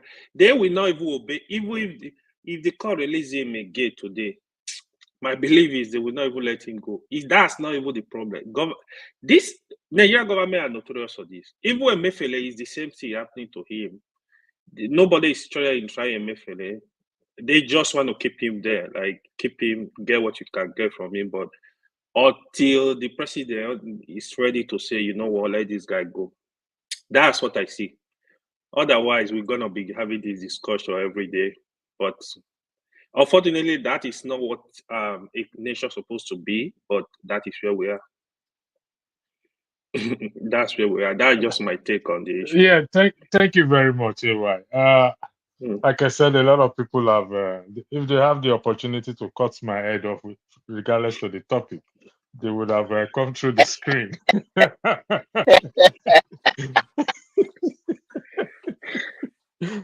No, it's okay. I understand the topic. You are trying to provoke people to have an open mind to discuss. It's not because you want him to die in prison, but you see, people have a different understanding. You know. So it is for, you see, I think Kent said something. He said the solution is you and I, we. And anyway, you're right. I mean, there are several cases that has happened. Sorry, can I chip in on AY what he said, and I'll just drive off. Now, sorry, hold on 1 minute, sir. See, AY, we are not saying that Nnamdi Kanu should not be detained. We are saying that detaining him in DSS dungeon is not the best, because in that place he is in a very small area. If you stretch out your hand, you touch both walls on both sides. Okay, take him to a place in the prison what was supposed to be there. If you say you want to detain him, transfer him to the maximum prison where he can be. KJ, don't keep him in the detention, because nobody has paid. I'm coming, sir. Those people you mentioned, Zazaki and Dasuki, none of them was in DSS prison. They were all transferred. In fact, they were all in a given maximum house arrest. I know the house where Dasuki was staying. In fact, he was inside that house. He gave his wife Bele. You give people Bele in detention. So we know these things. I operated in Abuja very well. So no, maybe I'm not speaking of what I don't know. Okay, So we know so these things. KJ, We are not saying no, no, don't detain him. Take him to where he will be. He will be. We know that he is there and he has free access to medical treatment and access to his lawyers. They can have a client privilege information discussion without being monitored. That's what we're. Is there too much? KJ, so more importantly, sorry, Olumide. AY, KJ, you are hold on not. 1 second. Let Olumide speak. Hold on. sorry. Olumide, So go I ahead. just wanted to weigh in on what AY said. So AY, so this is what we are talking about. When we are making recommendations or we are analyzing situation, we want to use best practice. You understand? Best practice, what obtains elsewhere, what are we doing? Is it so? I mean, the government we can analyze the situation and say, oh, that's what they did to Dasuki. That's what they did to Emefiele. It is wrong. We should be telling them that that is not rule of law. That is not civilization. You understand? That's what we should be emphasizing. If they want to provide a political solution to the whole thing, go ahead and do that. You understand? And again, if the government is who they say they are, if it is a competent government, even if you take advice from the prominent leaders from that region and they say no, what does the law say? That shouldn't override what the law says. You understand? It shouldn't override what the law says because you are denying him his human rights. So if these ones are thinking, oh, it shouldn't be out there because of some primordial sentiment or some personal reason, and he's taking that into consideration, that is not leadership. That's not leadership. Leadership is taking a decision that may not go well with everyone, but you know is right. And at the end of the day, time will prove you right. But as it is right now, it doesn't seem to be showing leadership. So it should show Okay. Thank you, leadership. Olumide. If the law says release him, release him. There are other ways. If it is a government that is competent, you have all the necessary paraphernalia of government. You can keep an eye on him from wherever he is, whether in Nigeria or outside Nigeria. You can collaborate with law enforcement in the UK if you think it's going to be a problem when he leaves. There are other ways. Well, give him his freedom. You can do this. You have all the resources. You can't do things like somebody who doesn't like Agbero or somebody like who is not civilized or is not educated. Yeah, good. Can I go ahead? Yes, go ahead. Yeah, go ahead. So KJ, I agree with you. Like I said, Olumide, same. Like I said, we live in a lawless country. Anyway. Sorry, let me finish. The reason I mentioned those names, that is the history of Nigeria. Sometimes I don't want us reducing this issue to tribe, to religion. It's across board. Asari Dokubo was kept in underground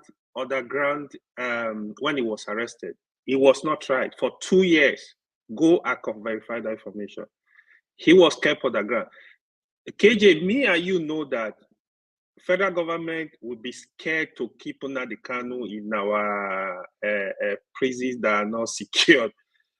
Like what you said, if DSS have like where they can put in security as okay, kept it in the house and secure the place, that's good. But if we want to be honest to ourselves, they are scared of what will happen if they keep Nnamdi Kanu in a regular prison. They are scared what will happen. That's just the honest truth. But I'm not supporting all this stuff I'm saying. I believe the country should respect their citizens and obey the rule of law so that everybody can live. That's just my own. Thank you, Chim. The floor is yours. You wanted to say something, Evan?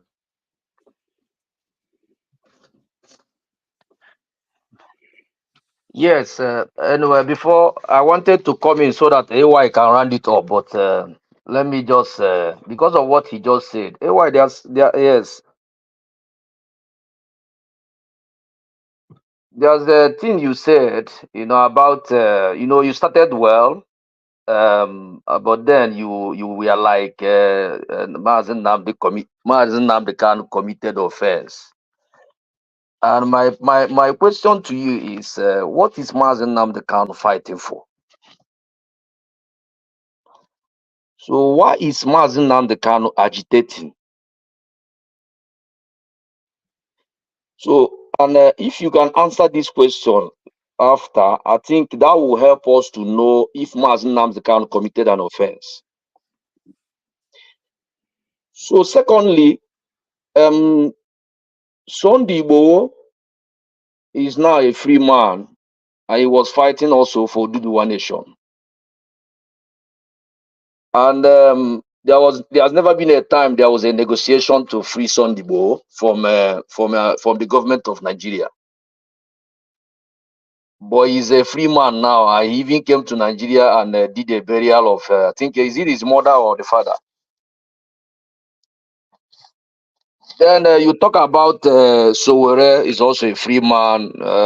Sowore issue is somehow different anyway, because he believes in one Nigeria. Only he wants Nigeria to be restructured. But then you go to Boko Haram. Boko Haram are massacring people every day, and most of them are being forgiven, and they were now reintegrated to Nigerian military, and they will send them to the east.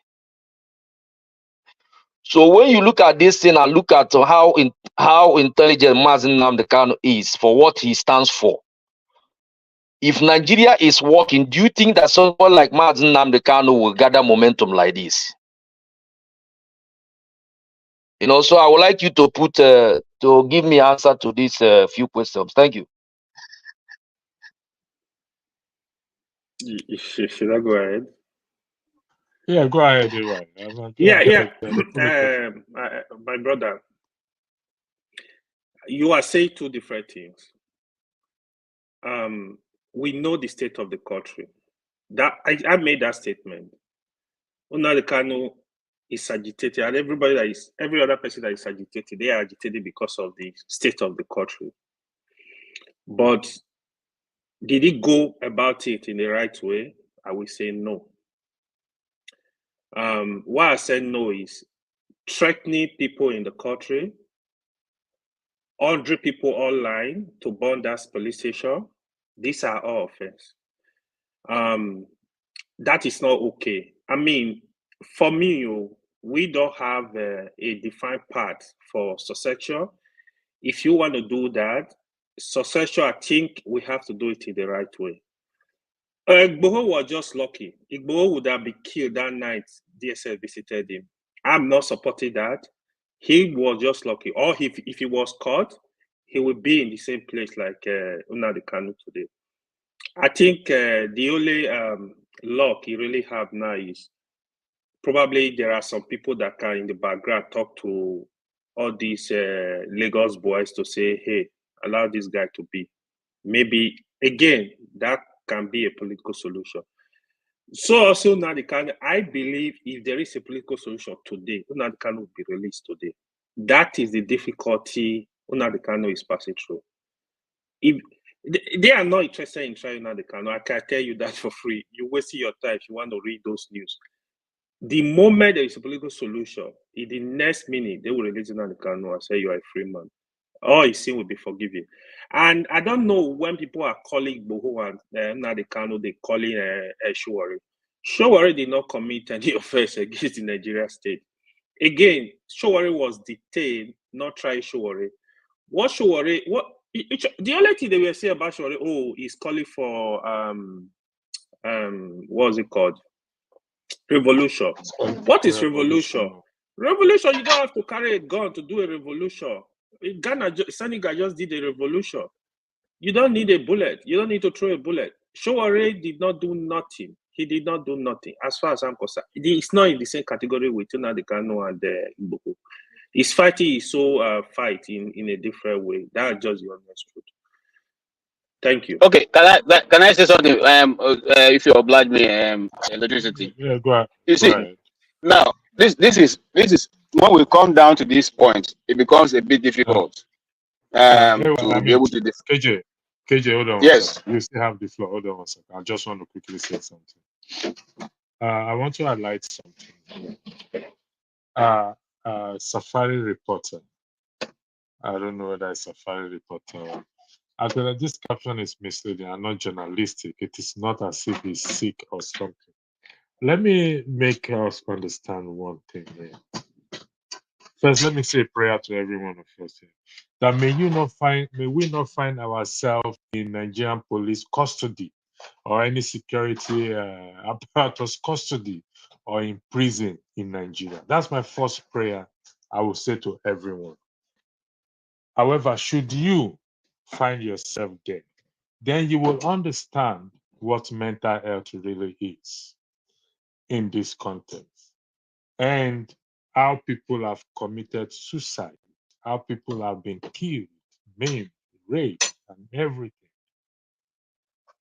You think it is more for the man to be in DSS custody and is fighting for his release. It's not easy. He's been separated from his family for years now. You don't know how that plays on his mind, his health, and anything. So you may disagree with the caption. In the context of the discussion, it is not misleading, and it is very journalistic. So you may disagree because you are being this you lean towards his tribe or not, whatever it is. But that will not take away the truth as to what goes on in there. If you know where they call Okere prison, maybe KJ will know. Okere prison in Warri. If you've been there, you will understand what prison is like. And this is to highlight the government or the people in authority not respecting the rule of law, up to the way Bobrisky himself was treated was wrong. So nobody's exempted. KJ will tell you that nobody is exempted. KJ knew about the Naira this, that was why I quickly stopped spraying Naira. Because you know when they arrest him, you know where it's going to end up. So the floor is back to you, KJ. Thank you. Okay, thank you, sir. You see, we cannot exhaust this thing. And I want my brother AY to understand that when we're talking about this, we're not necessarily bringing it down to north south. No. An injustice to one is an injustice to all. You don't know which time it's going. You see, the Igbos have a proverb that you don't throw a stone into the market because you don't know. Even if you decide to say all your brothers are at home, you don't know whether your cousin or your nephew or your kinsman or kinswoman is in that market. It can just be the one that will hit them. Okay? So now this thing is being done, and we somehow find a way to justify by saying Nnamdi Kanu has committed a crime. If you commit a crime in a country, which people determine that you have committed a crime? Is it not the court? And for so long now, you have at the last count, I know that we have about 38 agencies, 28 agencies that report to the president on daily basis on security issues. So all these 28 agencies minus the small people like these other small ones, okay? None of them has been able to bring what can give you conviction in your own court. And then some people still say we know that Nnamdi Kanu committed a crime. Who determines it? It's not the law court. The Supreme Court have said this man has no case to answer.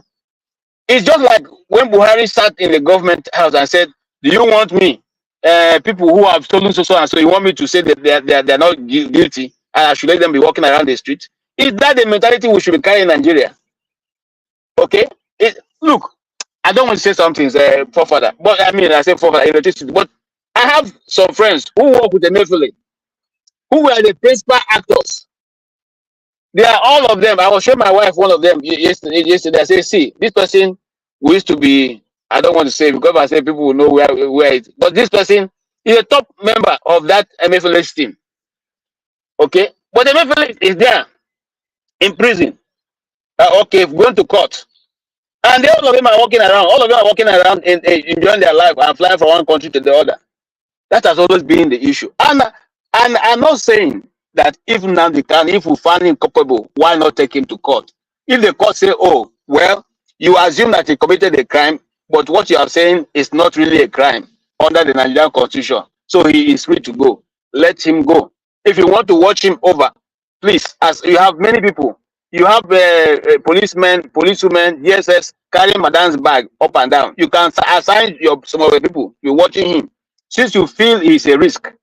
Okay, but I don't see where self-determination has become a crime. And so, and the AY said something I like. He said, in the Nigerian constitution, there's no pathway to this thing. But the UN charter that supersedes every other charter so far, at least for now, says that everybody has the right to determine, okay, of self-determination. You can decide. Even me, I can decide to declare no nation. I can say I don't belong to any nation. And the UN understand that. They will quickly give me passport, the UN passport. And I said that, look, I have said I'm nationless, so I'm free to roam around. Okay? But when and the only minute something I want to talk before I conclude. He said something. The people are watching us. Tomorrow you go to the next country, you want to go and expect them to dignify you when your own country cannot dignify you. That's why sometimes when I see any form of racism, I don't bother myself, because in my own country, and they suffer the racism past even where are they? Okay? They are not watching what you are doing to your citizens. They are watching how you are breaking down their houses. You are putting them, you don't even care. People who have 5 children, 6 children, small babies, you go and evict them, break down their house. It doesn't bother you where they will sleep that night. It doesn't bother you how they be able to manage from that point on. How do you want other nations to respect your own citizens? How do you expect respect to be given to you? When you say Nigeria is 230 million people, how do you want those 230 million people to be respected outside of that your shores? Why you have decided to become God to yourself? It is not a question of Nnamdi Kanu. It's just that Nnamdi Kanu is the one playing up these things, drumming it up into into national discourse. Okay, because every one of us is being treated as a like the other former president said, something, because we are from something truly. Looking at how people behave in that jungle, are they not like something? When you decide to be, you just do the highest point of wickedness you can achieve to your fellow citizens. Is that what is government meant for in the first place? It's not to get life and property, but now you are the one helping to break down the property. You are the one helping to make sure that the people don't even live beyond 45 years old. Okay? Then how do you want us to understand that we are still a nation? How do you want us to understand that? And so I end with that, my brother. I just say, look, I hope that minds, people, I so far I've checked for those great minds, those people who are quick to bring in, forming the march to occupy Nigeria, while they are still waiting to occupy Nigeria, because this is gone beyond it. Petrol, no do am. Light, electricity, no do am. Devaluation, no do am. Waiting will cause the Nigerian people to say we have had enough. What will be? I don't know. I rest my case, sir. Thank you. Thank you, Electricity. KG. Can I Yeah, come in so, here, electricity, please? yeah, come in. Yes, please. It's just that AY. I'm no more seeing AY. I wanted to I'm here. AY, are you there? I'm back. Sorry. Okay. AY, you said MNK committed offense. He was the one that is bringing down police station, buying police people. No, AY, I know you're a very educated I person. never said that. I never said it's Bible. I said he instructed them to bomb police station, and the videos are online. If you need it, I will show you. Okay. Now he is also somebody, you that is an educated. So when you go to law court now, and from where I am now, I ask you to go and do something, you go and do it. Who are they going to blame in a law court?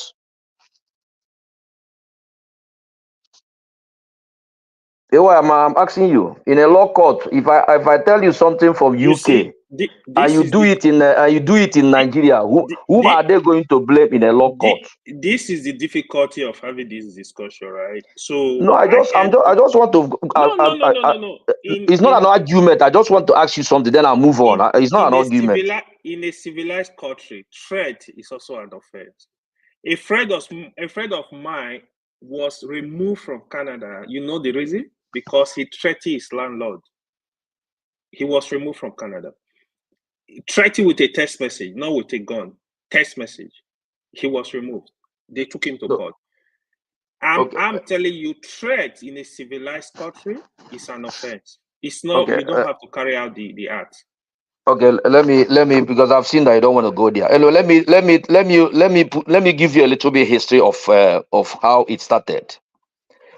Do you know that when IPOB started, they were just marching with only flag on the street of Nigeria? Are you aware of that? No, I'm not aware. Okay, maybe I will also furnish you with that information. Are you aware that that Nigeria in Aba, Nigeria killed more than 200 of IPOB that has no weapon? People that were just marching, singing in Aba High School. In a primary school, I can give you the video and the pictures. Yes, are you aware of that? They were just marching, no weapon, no nothing. They came there and brought more than 200 people down. Are you aware of that? And now you as a leader, you are watching your people. They are being killed every day. They come out for protest, for self-determination. Listen, you are watching them. So how do you think war starts in a country? Do you know that even in Algeria, war started because somebody put fire on himself, one person. That was the way they brought out the government. They brought down the government. But Nigeria government shot not only in Onitsha, in Enugu, in Port Harcourt. They will face people with live ammunition and be shooting people. Okay, Chem, let me ask you a question. You said earlier that we can't achieve, which I agree with you, we can't achieve anything because we are not unified. Is that correct? Am I quoting you right? Yes. So what then? I don't know how to phrase the question. How can we bring a change now to the nation? How? Seeing that we are not unified. Yeah, that's what I say, that because there are so many nations in Nigeria, we are not one. And then if you want to liberate yourself, because you know that there was something they called amalgamation of Nigeria, which ended in 2014. This is an agreement that people came together and agreed. Okay, let's try this thing for 100 years. If this thing doesn't work, then we can come down and sit down again and see how we can make things up. Because people are changing. We are no more like before the amalgamation. 2014, this amalgamation ended. So Nigeria is an illegal country now. When you look at the document that is binding all of us together. And in the spiritual realm, in the spiritual realm, listen. Don't go spiritual yet. Don't go spiritual, please. I beg you. Okay, no, I'm saying in the spiritual realm, every document signed, there is some spirit that is guiding it. So Nigeria, you see today, if you want to do things the right way, the government should not be hard on somebody like Nnamdi, because Nigeria has expired. All right. You should be able to sit down with people. No, listen now. There's a place I'm going. Listen. You should be able to sit down with people. Sit down with people like Nnamdi Kanu, because you see that Nnamdi Kanu is the leader of Igbo people now. Biafrans. He is the one. And forget about all those leaders that are deceiving you. All these people in Iwuanyanwu, so they are deceiving the government. The real person that people follow now is Nnamdi Kanu. Sit down with him discuss with him the way forward, because things cannot continue like this. It doesn't work. A country that is blessed with so much natural resources, look at what is happening. It doesn't. There is no way it can work like this. So why I'm saying this is for AY to know why people are resorted to self-defense now. For him to know why people are carrying arms now to defend themselves. Because there was a time there was no arm. People were just clapping, singing, protesting. You know, today now they want to make, if you come out to protest, they want to make it that you go to prison for 5 years in Nigeria.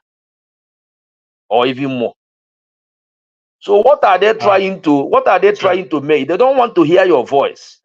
Chiam, hold on 1 second. Let's go by what you said, that the document has expired in 2014, if I'm correct. And so since you are saying or claiming that the country as it is illegal, how do we go about to achieve this separation peacefully, and so that each region can develop its own, use its resources to develop its own region? How do we pursue that, please?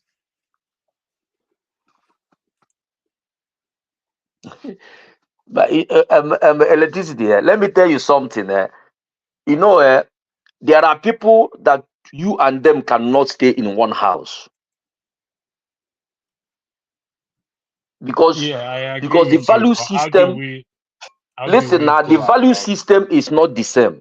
You know, it's not the same way you solve problem that the other person want to solve it.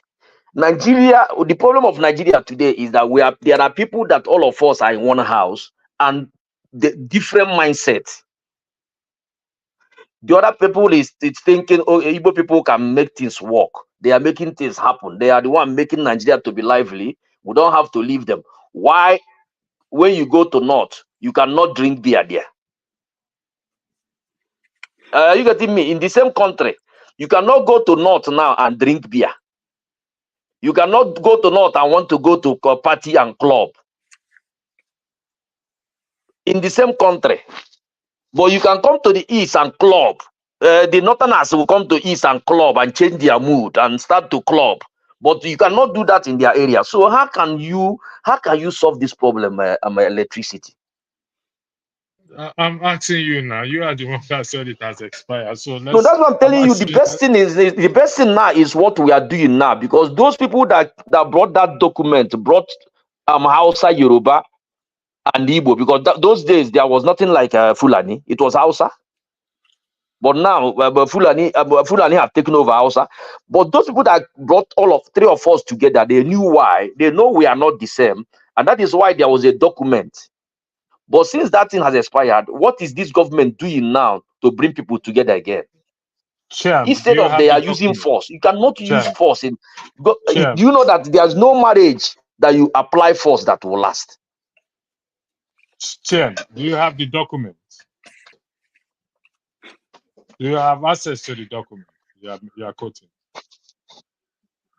So are you not aware of amalgamation, 1914? Oh, listen. I want information. We want to see the expiry date. Do you have the document so that I'll give you my email and you send me a copy? So that please just give me your email. I will send you. If you just type amalgamation of 2014 Nigeria, you will see it on Google. It's everywhere. It's not hidden. Okay, amalgamation of Nigeria in 2014. All right. Yes. In that document is written 100 years. And that was why America said Nigeria is going to disintegrate in 2014. Are you not aware that time?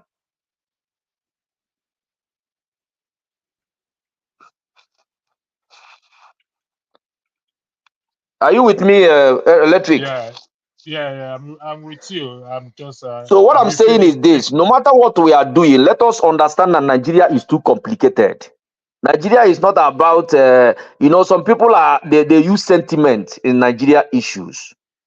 Nigeria issues, you can't solve it by sentiment, being sentimental.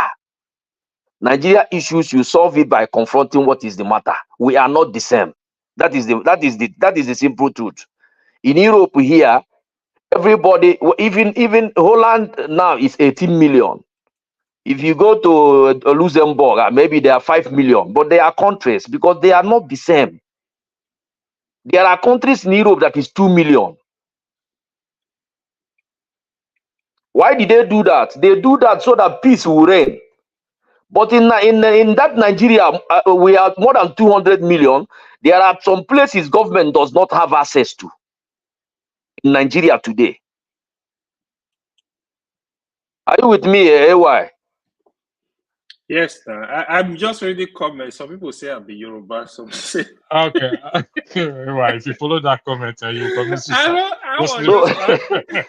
So electricity. So let me round up. What I'm saying is this: the solution to what you see here, the solution is discussion. Electricity. The solution is discussion. You must bring somebody in. And who is the face? Who is the face now?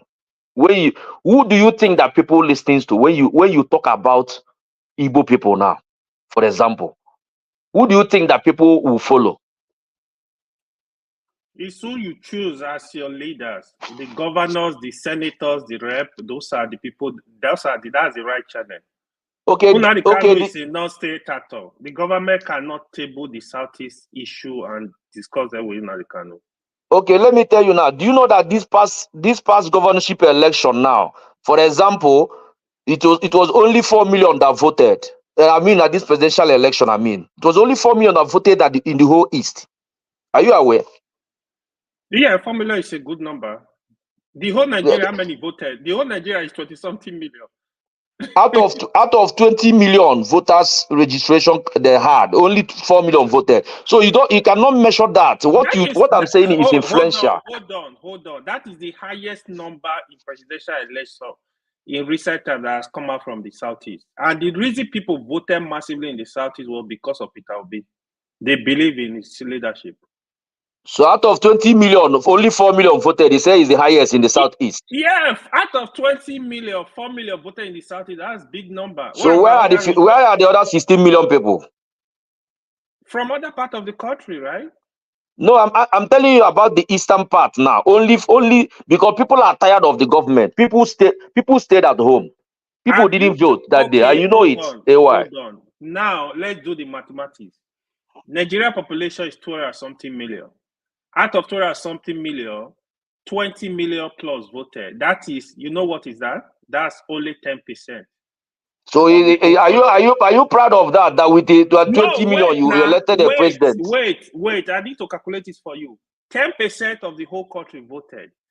In the Southeast, if you are saying there are 20 million, 4 million voted, you know the percentage that is that? That is more than 10%. No, in the whole of Nigeria now, in the whole of Nigeria, you said that 20 million voted. That is 10%. Yeah, so you got your president from 10% out of 100%. You need to stay in your argument. I don't know what's your argument. So in the Southeast, you call it 20 million, 4 million voted. That's 20%. 20% of the population voted, which means the percentage that voted in the Southeast is more than the percentage that voted in the whole of Nigeria. You don't calculate like that. In total of Nigeria, how many people voted? AY? Total of Nigeria, how many people voted in total? The whole vote, I know Tinubu, the whole vote were like 20-something million. Tinubu got like 7.something million. I think we got like 6 million. Peter Obi got around 6.something million as well. I think the total vote was around maybe 21, 22 million. Okay, that's what I'm saying. So now out of 200 million people, 20 million voted. Yeah. So and how many percentage is that in Nigeria? How many percentage is that? I'm telling you, that's even less than 10%. If we follow okay, now you are coming to my point now.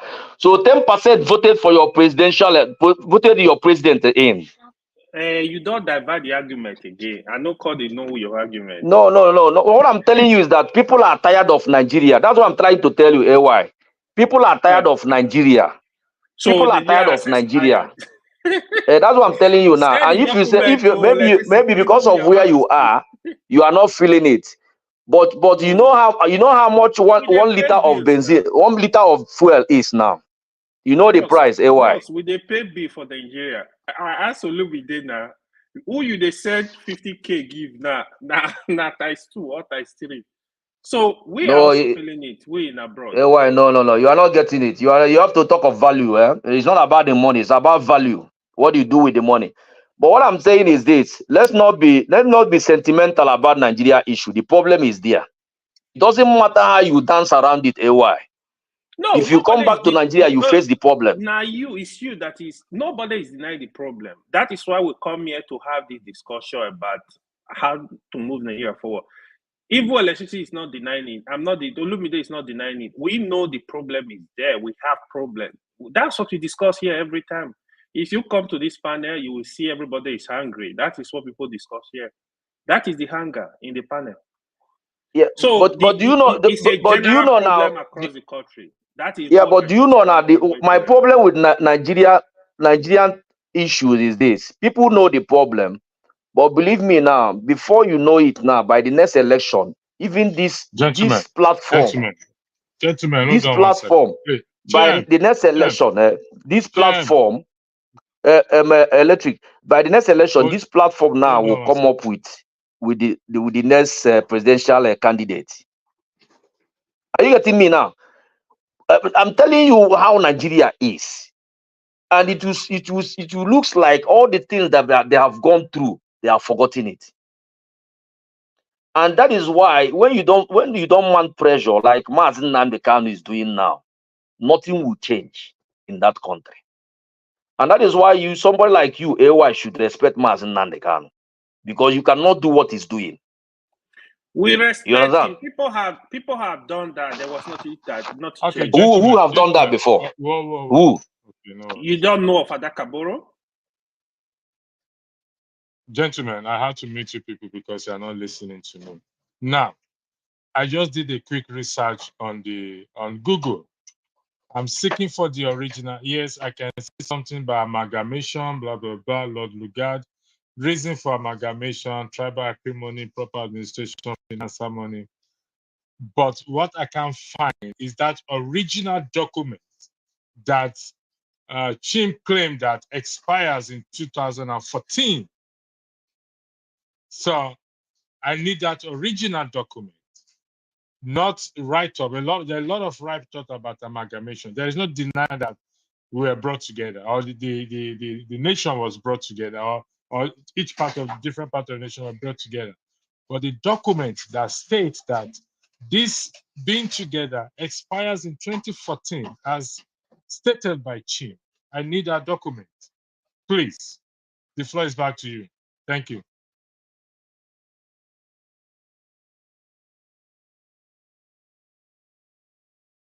The floor is back to you guys. Anybody, Chim, we're not hearing you, please.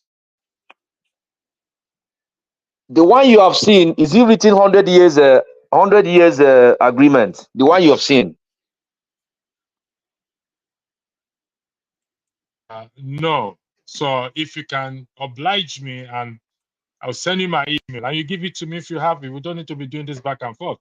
I'm not disagreeing. All right, don't worry. Just send me your email. I will. I'm surprised, electricity, that you are not aware of amalgamation. I'm surprised. I'm very surprised about that. No, listen. I am aware of amalgamation. Well, you said it expires in 2014. So I need to see where it is quoted that it expires in 2014. That's what I'm saying. Okay. Just send me your this, and I'll make sure the document gets to you.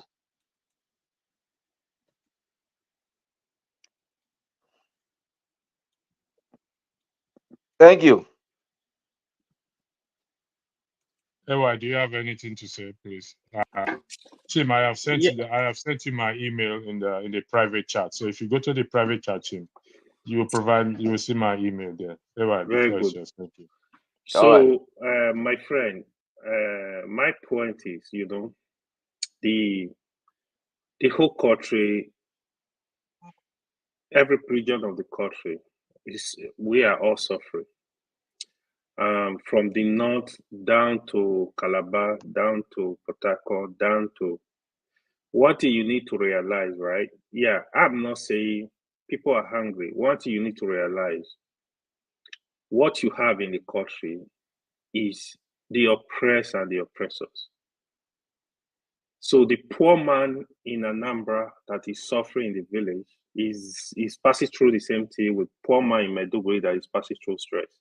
Same thing with poor man in Delta that is passing through stress. The politicians that are stealing our money, they are united.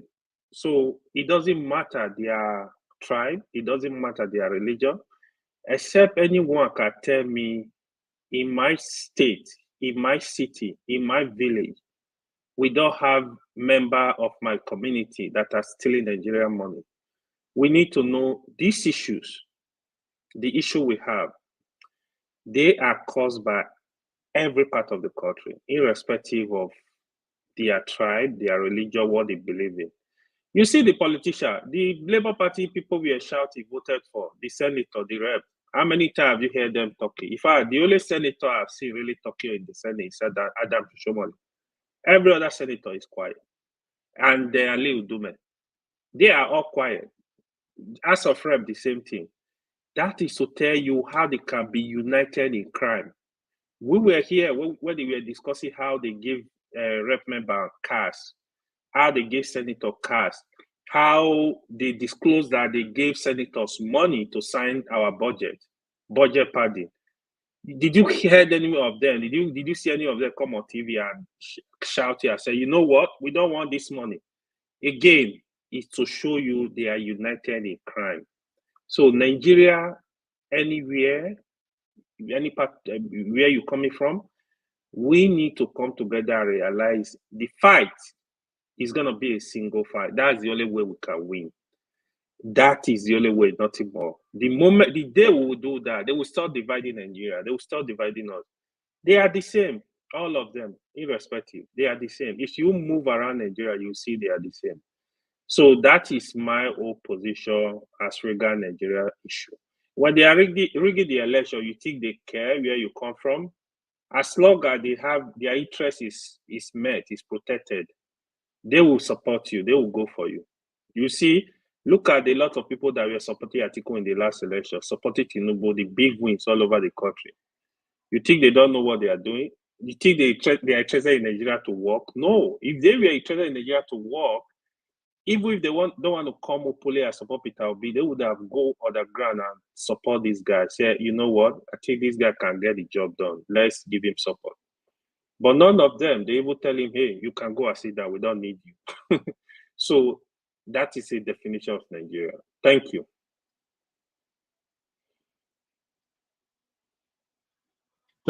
Thank you, gentlemen. I got your message. What's your name? Chair.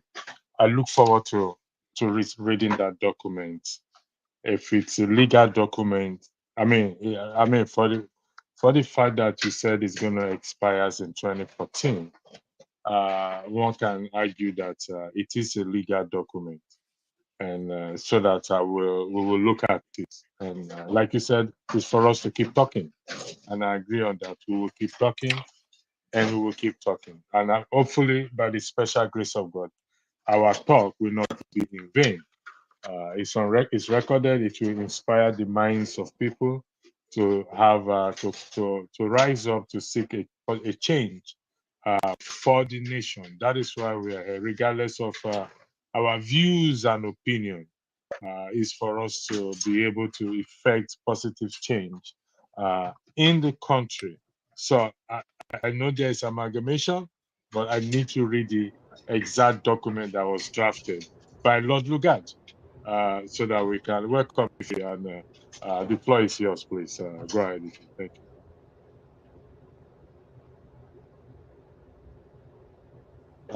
you. The floor is yours, if you're hearing me. Oh,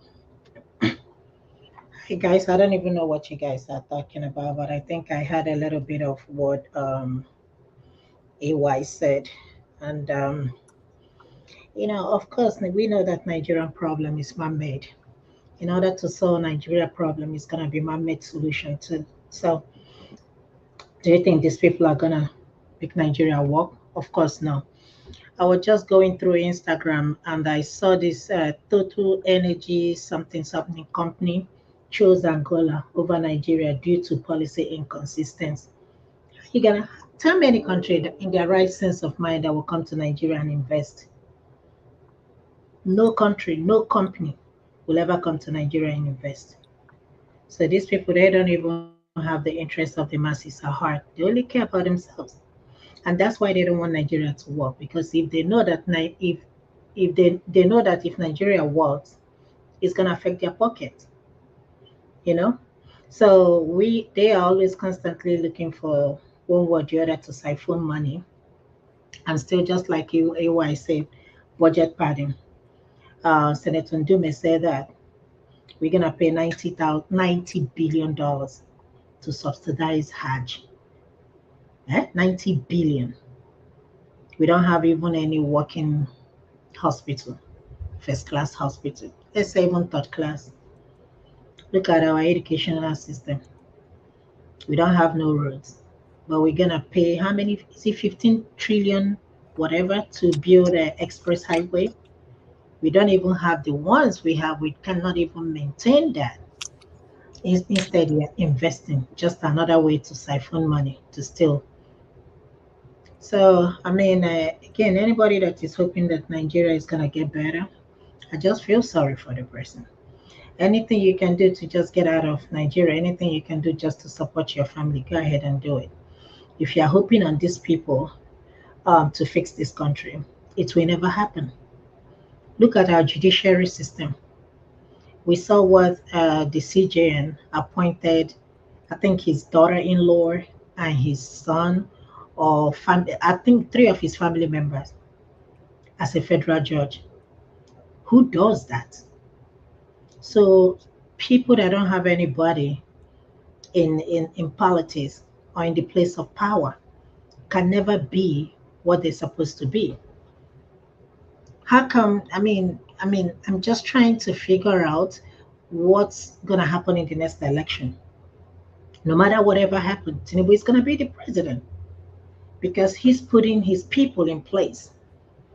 Just putting all of them, including Wike's wife. How do you make decision? A judge will single-handedly appoint other judges, the CJN, and somebody is telling me that Nigeria is going to get better. How? How? Do we even have a law in that country? Look at our judiciary system. It's a mess. You can't even trust, the judiciary to make the right decision because they are so corrupt. We can't get anything right done in that country, nothing whatsoever. People are suffering. Tinubu approved the 54,000 naira minimum wage. And my question to Tinubu, can he live, can he survive on 54,000 naira minimum wage? If he cannot, then he does not have no reason to propose that and approve 54,000 naira minimum wage. If me and you sitting down here cannot live off 54,000 naira, we're talking about $50 a month, less than $50 a month, because naira I think is 140 something, 140 something thousand naira. Then how do you expect people to buy one bag of rice? How do you expect people to pay their rent? How do you expect people to pay for electricity? How do you expect people to go to hospital and pay for their health care? 54,000 naira a month. How do you expect a family man with 2-3 children to fend for a family? What's going to happen? Corruption. And we are talking about fighting corruption. Anyway, how can you fight corruption when you have your leaders are corrupt? Look at Yaya Bello. We are not going to hear anything about it. It's going to die, just like the case of Abio died, just like the case of what's his name, Okorocha. Upon all that Magamoga they did, went to his house and climbed through the ceiling. We never heard anything about it again. We will hear when it happens, but we won't hear the conclusion, what the outcome is. So we have a very long way to go in that country. We can never have peace. We can never develop that country. I listened to Usman Yusuf. I have so much respect for him. He said everything good, but he never mentioned, he did not condemn the 90 billion naira spent on Hajj. Because of course, it's something that's pertain to the Muslim people. So they gained. He said everything right, from hope to hopelessness. He talked about praising Wike for what he's doing in Abuja. Other governors building highway. But he never condemned the president for approving 90 billion for somebody to something that's supposed to be personal for you. Now the government is subsidizing that. 90 billion, that's a lot of money. Imagine pumping that money into Nigerian economy. Imagine what that will do. Imagine pumping that money into our education system. Imagine what that money will do. Imagine pumping that money into our healthcare system. Somebody was saying that we don't even have Ivy League school. And the question remains, do we even have education system in Nigeria? I think it was Ondo or your state governor's child graduated from the Ivy League school.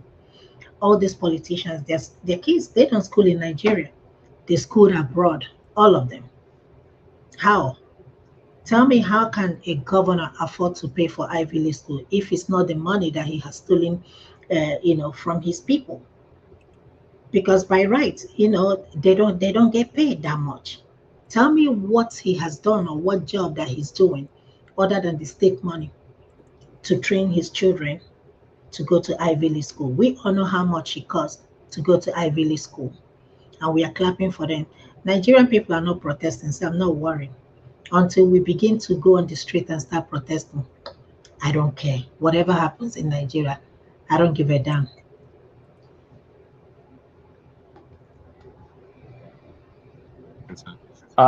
Thank you. Thank you.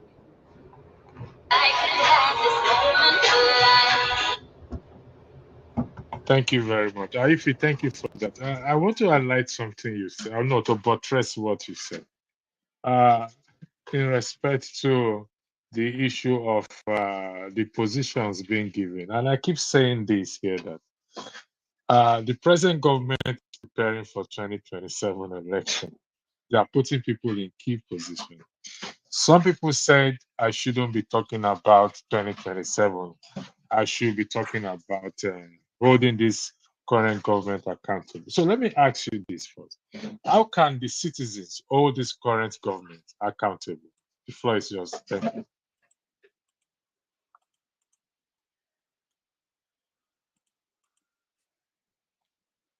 Ify, are you there? You're muted. How can they see? Let me tell you something. The power belongs to the masses. The power, you see this power? Trust me. Any day Nigerians will march out on the street without worrying or without thinking about losing their lives. Stand in solidarity. Stand united to tell the Nigerian government enough is enough. Trust me, there will be a move in that country. But as long as we all sit down at home, at the comfort of our home, watching TV and talking like we are talking, nothing is going to happen. But if these masses troop out and tell them enough is enough, trust me, fear will grip Abuja as a state. But as long as we are all sitting down here and talking about the same thing, everybody talk about their businesses. See, the truth of the matter is that, yeah, we started talking about 2027. We know what is going to happen. There is no way any other person is going to win this election other than Tinubu. No way whatsoever. Instead, guess what's going to happen? People will die. Nothing is going to happen. And Tinubu will be the president. Unless he dies before then. But for now, he's not moved. He's putting them in the right places. Look at what is going on in River State. The River people, they are not doing anything. Why should I care? I'm not from River State. Why am I worried? If they feel that their resources are being mismanaged, let them troop to the street and deal with Wike. But as long as they're not doing it, I'm not worried. It is their property. It is their resources. It is their money. So, I mean, it doesn't give me headache. After this election, that was when I knew that, you see, Nigeria can never be saved or redeemed. Can never. There can never be anything good, unfortunately. Don't misquote me or don't be angry. Nothing good will ever come out of that country. And when I say that in terms of politics. When I say that, I mean in terms of government. We are talking about 400 billion, as they said, missing in River State. How? How? How? One person. What are you going to do with all this money? Eh? Look at Nwigwe. He's from Rivers. He's no longer here upon all his wealth. People don't even think twice. Why can't you use this money to fix your state so that everybody will enjoy? Imagine him pumping 400 billion in River State. Trust me, that state will be like Dubai if you pump that money. But people refuse. The politicians there refuse. Nigeria is that come and get your own portion, you go. Come and get your own portion, you go. Fubara will get his own cake and go. The next person will come and go, and still nothing will happen. All this thing EFCC are doing it, I call it waste of time. It's nonsense. It's pure waste of our time. Tell me what they have achieved. All the people they have gotten that stole the government money. Tell me what they have done to them. Nothing. Are they not supposed to be sent to firing, by now? What are you still waiting for? From head to toe. So when I see people praising EFCs, I just feel like, are you people okay? They are just wasting time. Have you ever seen anybody tried and convicted? Just let me tell one or two people they have tried and have convicted. None. Not absolutely none. So why are we wasting time clapping for them that they are doing their job? When somebody paints a road, we clap, or the person is doing. And then is it not what they're supposed to do? It's just like my father sending me to go to school, and I come back and make first class. He will clap for me. Why? Why should he clap for me? That's exactly what he sent me there to do, to go and study and come with a good grade. So I don't know whether it's our mindset. I don't know how we have gotten to this point in a country where the governor, the best thing you can do for your state is to marry up the orphans, give them out in marriage. That's an achievement. That's an achievement. Nigeria is the world capital poverty in the whole world. Nigeria. When Tinubu came into government, when he came into power last year, I think 29 of May last year, we were like, okay, let us see what he will do in 1 year. Give him time. This is 1 year. 1 year is right here. And can anybody here tell me one thing? KJ, can you tell me one thing you can think of that Tinubu has done for us in Nigeria? Just one. I didn't ask you to give me two. Just one. Just one. Tell me one thing you can even say, thank God Tinubu did this, or thank God Tinubu did that. Can you think of anything? AY, can you think of anything? You cannot. Chim, Hello. can you think of anything? Chim, can you think of anything? Chief No. na Tinovo guy is chopping the money. Okay. Andrew, can you think of anything that you can say that Tinubu has done for us this 1 year? Just one good thing. No, If I'm going to answer that question, I'm going to answer it to support your argument that the removal of fuel subsidy that led the price to be high should have pushed the people to revolt, which is it should have been a good thing that would lead to the people to revolt, but they didn't do it. So unfortunately, I can't. There's nothing. Is that bad? Not good. Subsidy is back in place, as we know. That's what they told us. It's back. So Naira is 1400 plus and some change today, from 700 and something Naira up until today. They floated our Naira for how many times? And still there is no positive effect that has yielded in our economy. Yeah? And somebody will come here and tell you, give him more time, give him more time. How? In a country where you're buying vehicles for your House National Assembly. I think Nigerian House of Assembly is the second highest paid in the whole world. Me and you that live in this country can tell that American government don't buy cars for their senators or for their House of Rep. You just get paid, and I don't think they even make up to 100,000. You just get paid. They don't give you allowance. And you see them work. Every election, you will be happy to go and vote. I look forward to voting every election. My vote counts. Either I vote by ballot or I go and stand on the line and queue up. It always gives me joy when I stand there. I don't care how many hours and vote because I know my votes count. I know that I can look out and see what my money, my tax money, is being used to do in this country. Yes, they are indirectly fighting two wars. We know that indirectly fighting two wars, Ukraine and Israel. Yes, it's affecting the economy, but we can still see what the money is being used. There's a country 2 a.m., 3 a.m. You can go anywhere. Nobody's gonna worry. You're not worried about your safety. Accidents happen, but you can see constantly development, constantly they are maintaining the roads. And we cannot even boast of anything. All of a sudden, somebody will present a budget without nobody bidding on it, finalize it, boom. They don't even want to hear it. It cannot even be brought to the floor of the National Assembly to argue it. Nobody will challenge it.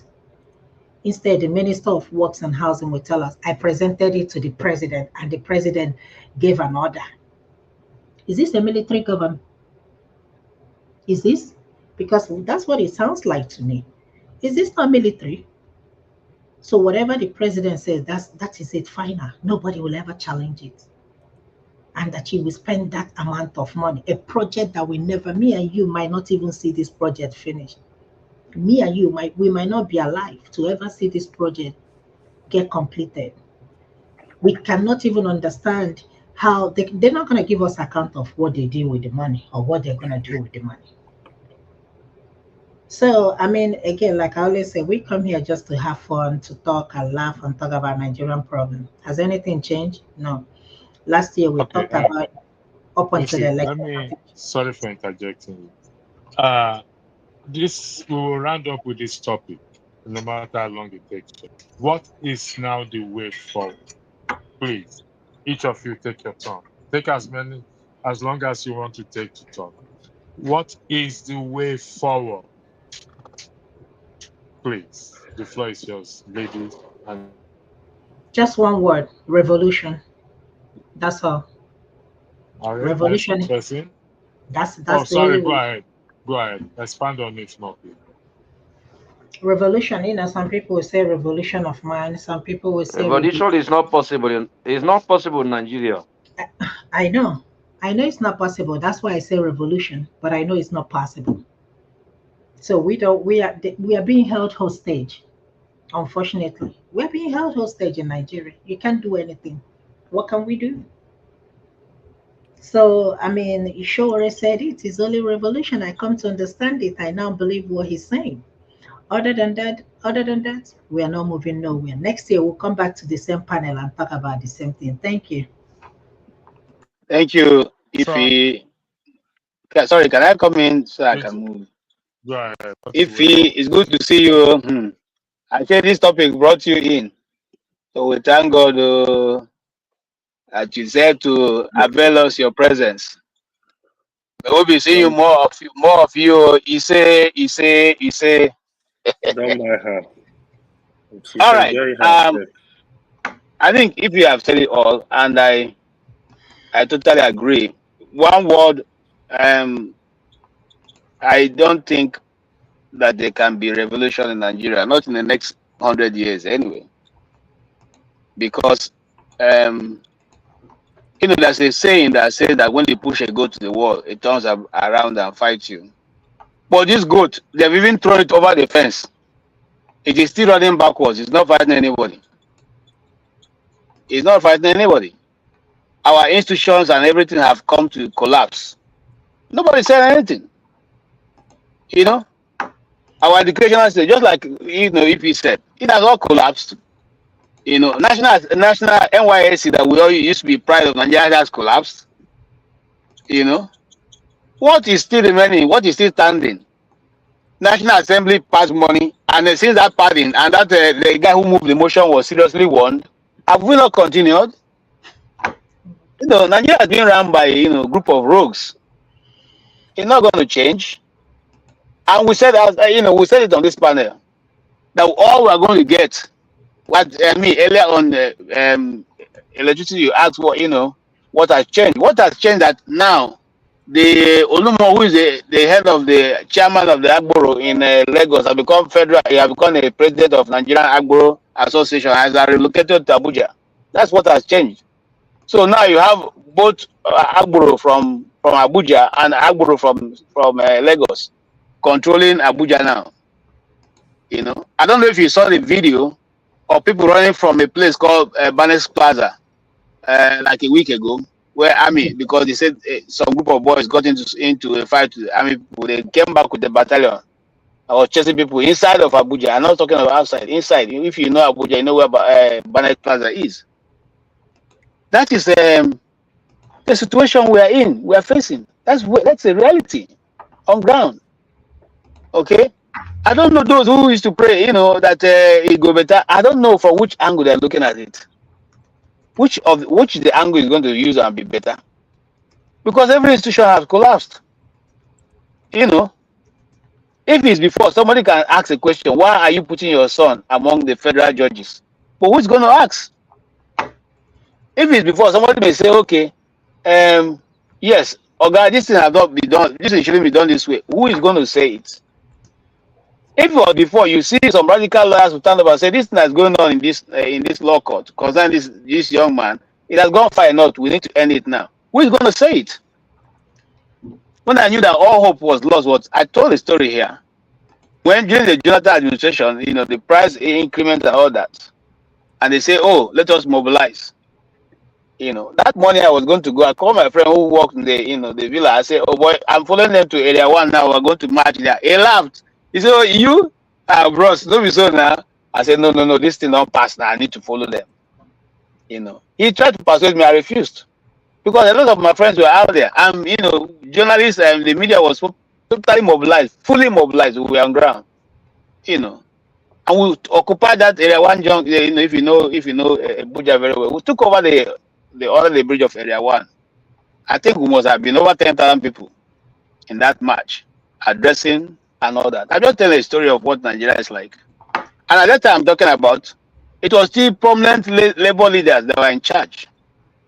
And so my friend later on, when he had resumed in the villa, called me. He said, "Oh boy, I tell him you no go."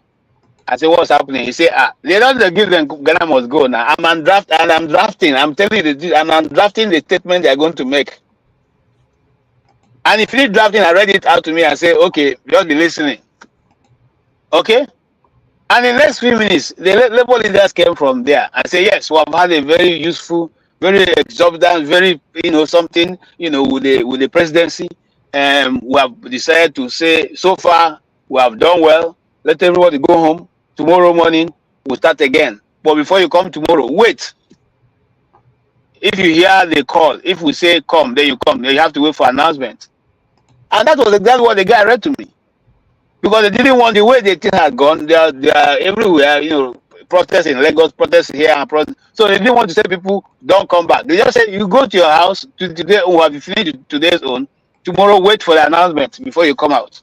We'll tell you where to meet, and that was the end of that. So, and when we met later on, he told me these people are just this thing. They came there, all of them collected Ghana must go bags, and that was the end of it. So the ordinary man has suffered this injustice for long. Those who climb on the ordinary man to come to the position of power, forget them as soon as they get there and join the booty. It's not going to change. The only time it's going to change is when the whole of the people of Nigeria, irrespective of north or south, decide to come together. And I don't see it coming very soon. I don't see it coming. I went to school with a friend of mine, good friend of mine. I won't call his name because he's a very prominent emir now in the north. I told me, "Oh boy, as we'll be friends, so now once I climb these two, we can't no longer be at this because I'll have to wear the northern mentality, the northern cap." And that's what he's doing now. We'll meet, we still once in a while, but he's a chief. He's a emir. And you see, the thinking of this is north, this is south, this is east. That thing is going to keep us from being able to take a stand on the way forward, except, and I don't discontinent what God can do, because what God cannot do does not exist, except God decides in Himself to do that. But for the people of Nigeria to come together and say we are going to now carry out a revolution, while you are sitting there, they will tell you that it's because this man is from the. You see, this man, that guy you are seeing there, is because of the middle belt. The middle belt guy want to bring down the government of Tinubu. You know, that is him. When his brother was there, what did he do? You know, and so that is how. If that fails, they will say, look at majority of them. Who are they? They are Christians, and they are coming against a Muslim. Or they will say, look at majority of them. Who are they? They are Muslims, and they are coming against Christians. That is how they've been able to fragment the society. And the center can no longer hold. It's going to be difficult. But what I am hoping for is that one day, a people that is so vexed will take an action, and it will snowball to every other region. That's the only way we can get them out, because they're not going to relinquish their power to anybody. And just like if he has said, as I'm talking now, they already started planning for 2077. Do you know that? I said on this platform 3 weeks ago, I was talking, or it was a Sunday, and I said, after the coming of PTOB and left, the next Sunday, I said to Rudolph, I said, look, you guys are talking with PTOB saying he's coming this thing. Do you know what the North has? What do you know what the plan of the North? If the North decide to float a candidate, if they not call that to run as a president, so will he refuse and support PTOB? Will he refuse? They not already have their game plan, and they are going to introduce it. And if you are listening to, if you know Baba Bachi, the former I can't call his name properly, the former SGF under Buhari, go and listen to his interview. They're not already ready to field their candidate for 2027. You know, that is how we are. That is how it runs. And so if P2B is there saying, "Oh, I have a running mate," you are wasting your time.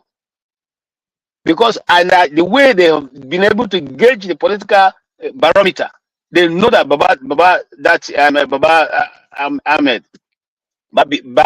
Ahmed, who I know very well, and I respect him for his you know, he's a very well read and very straight individual. Okay, you know, they're going to float him. They're going to throw him into the ring. All right, and if they throw him, is he going to refuse?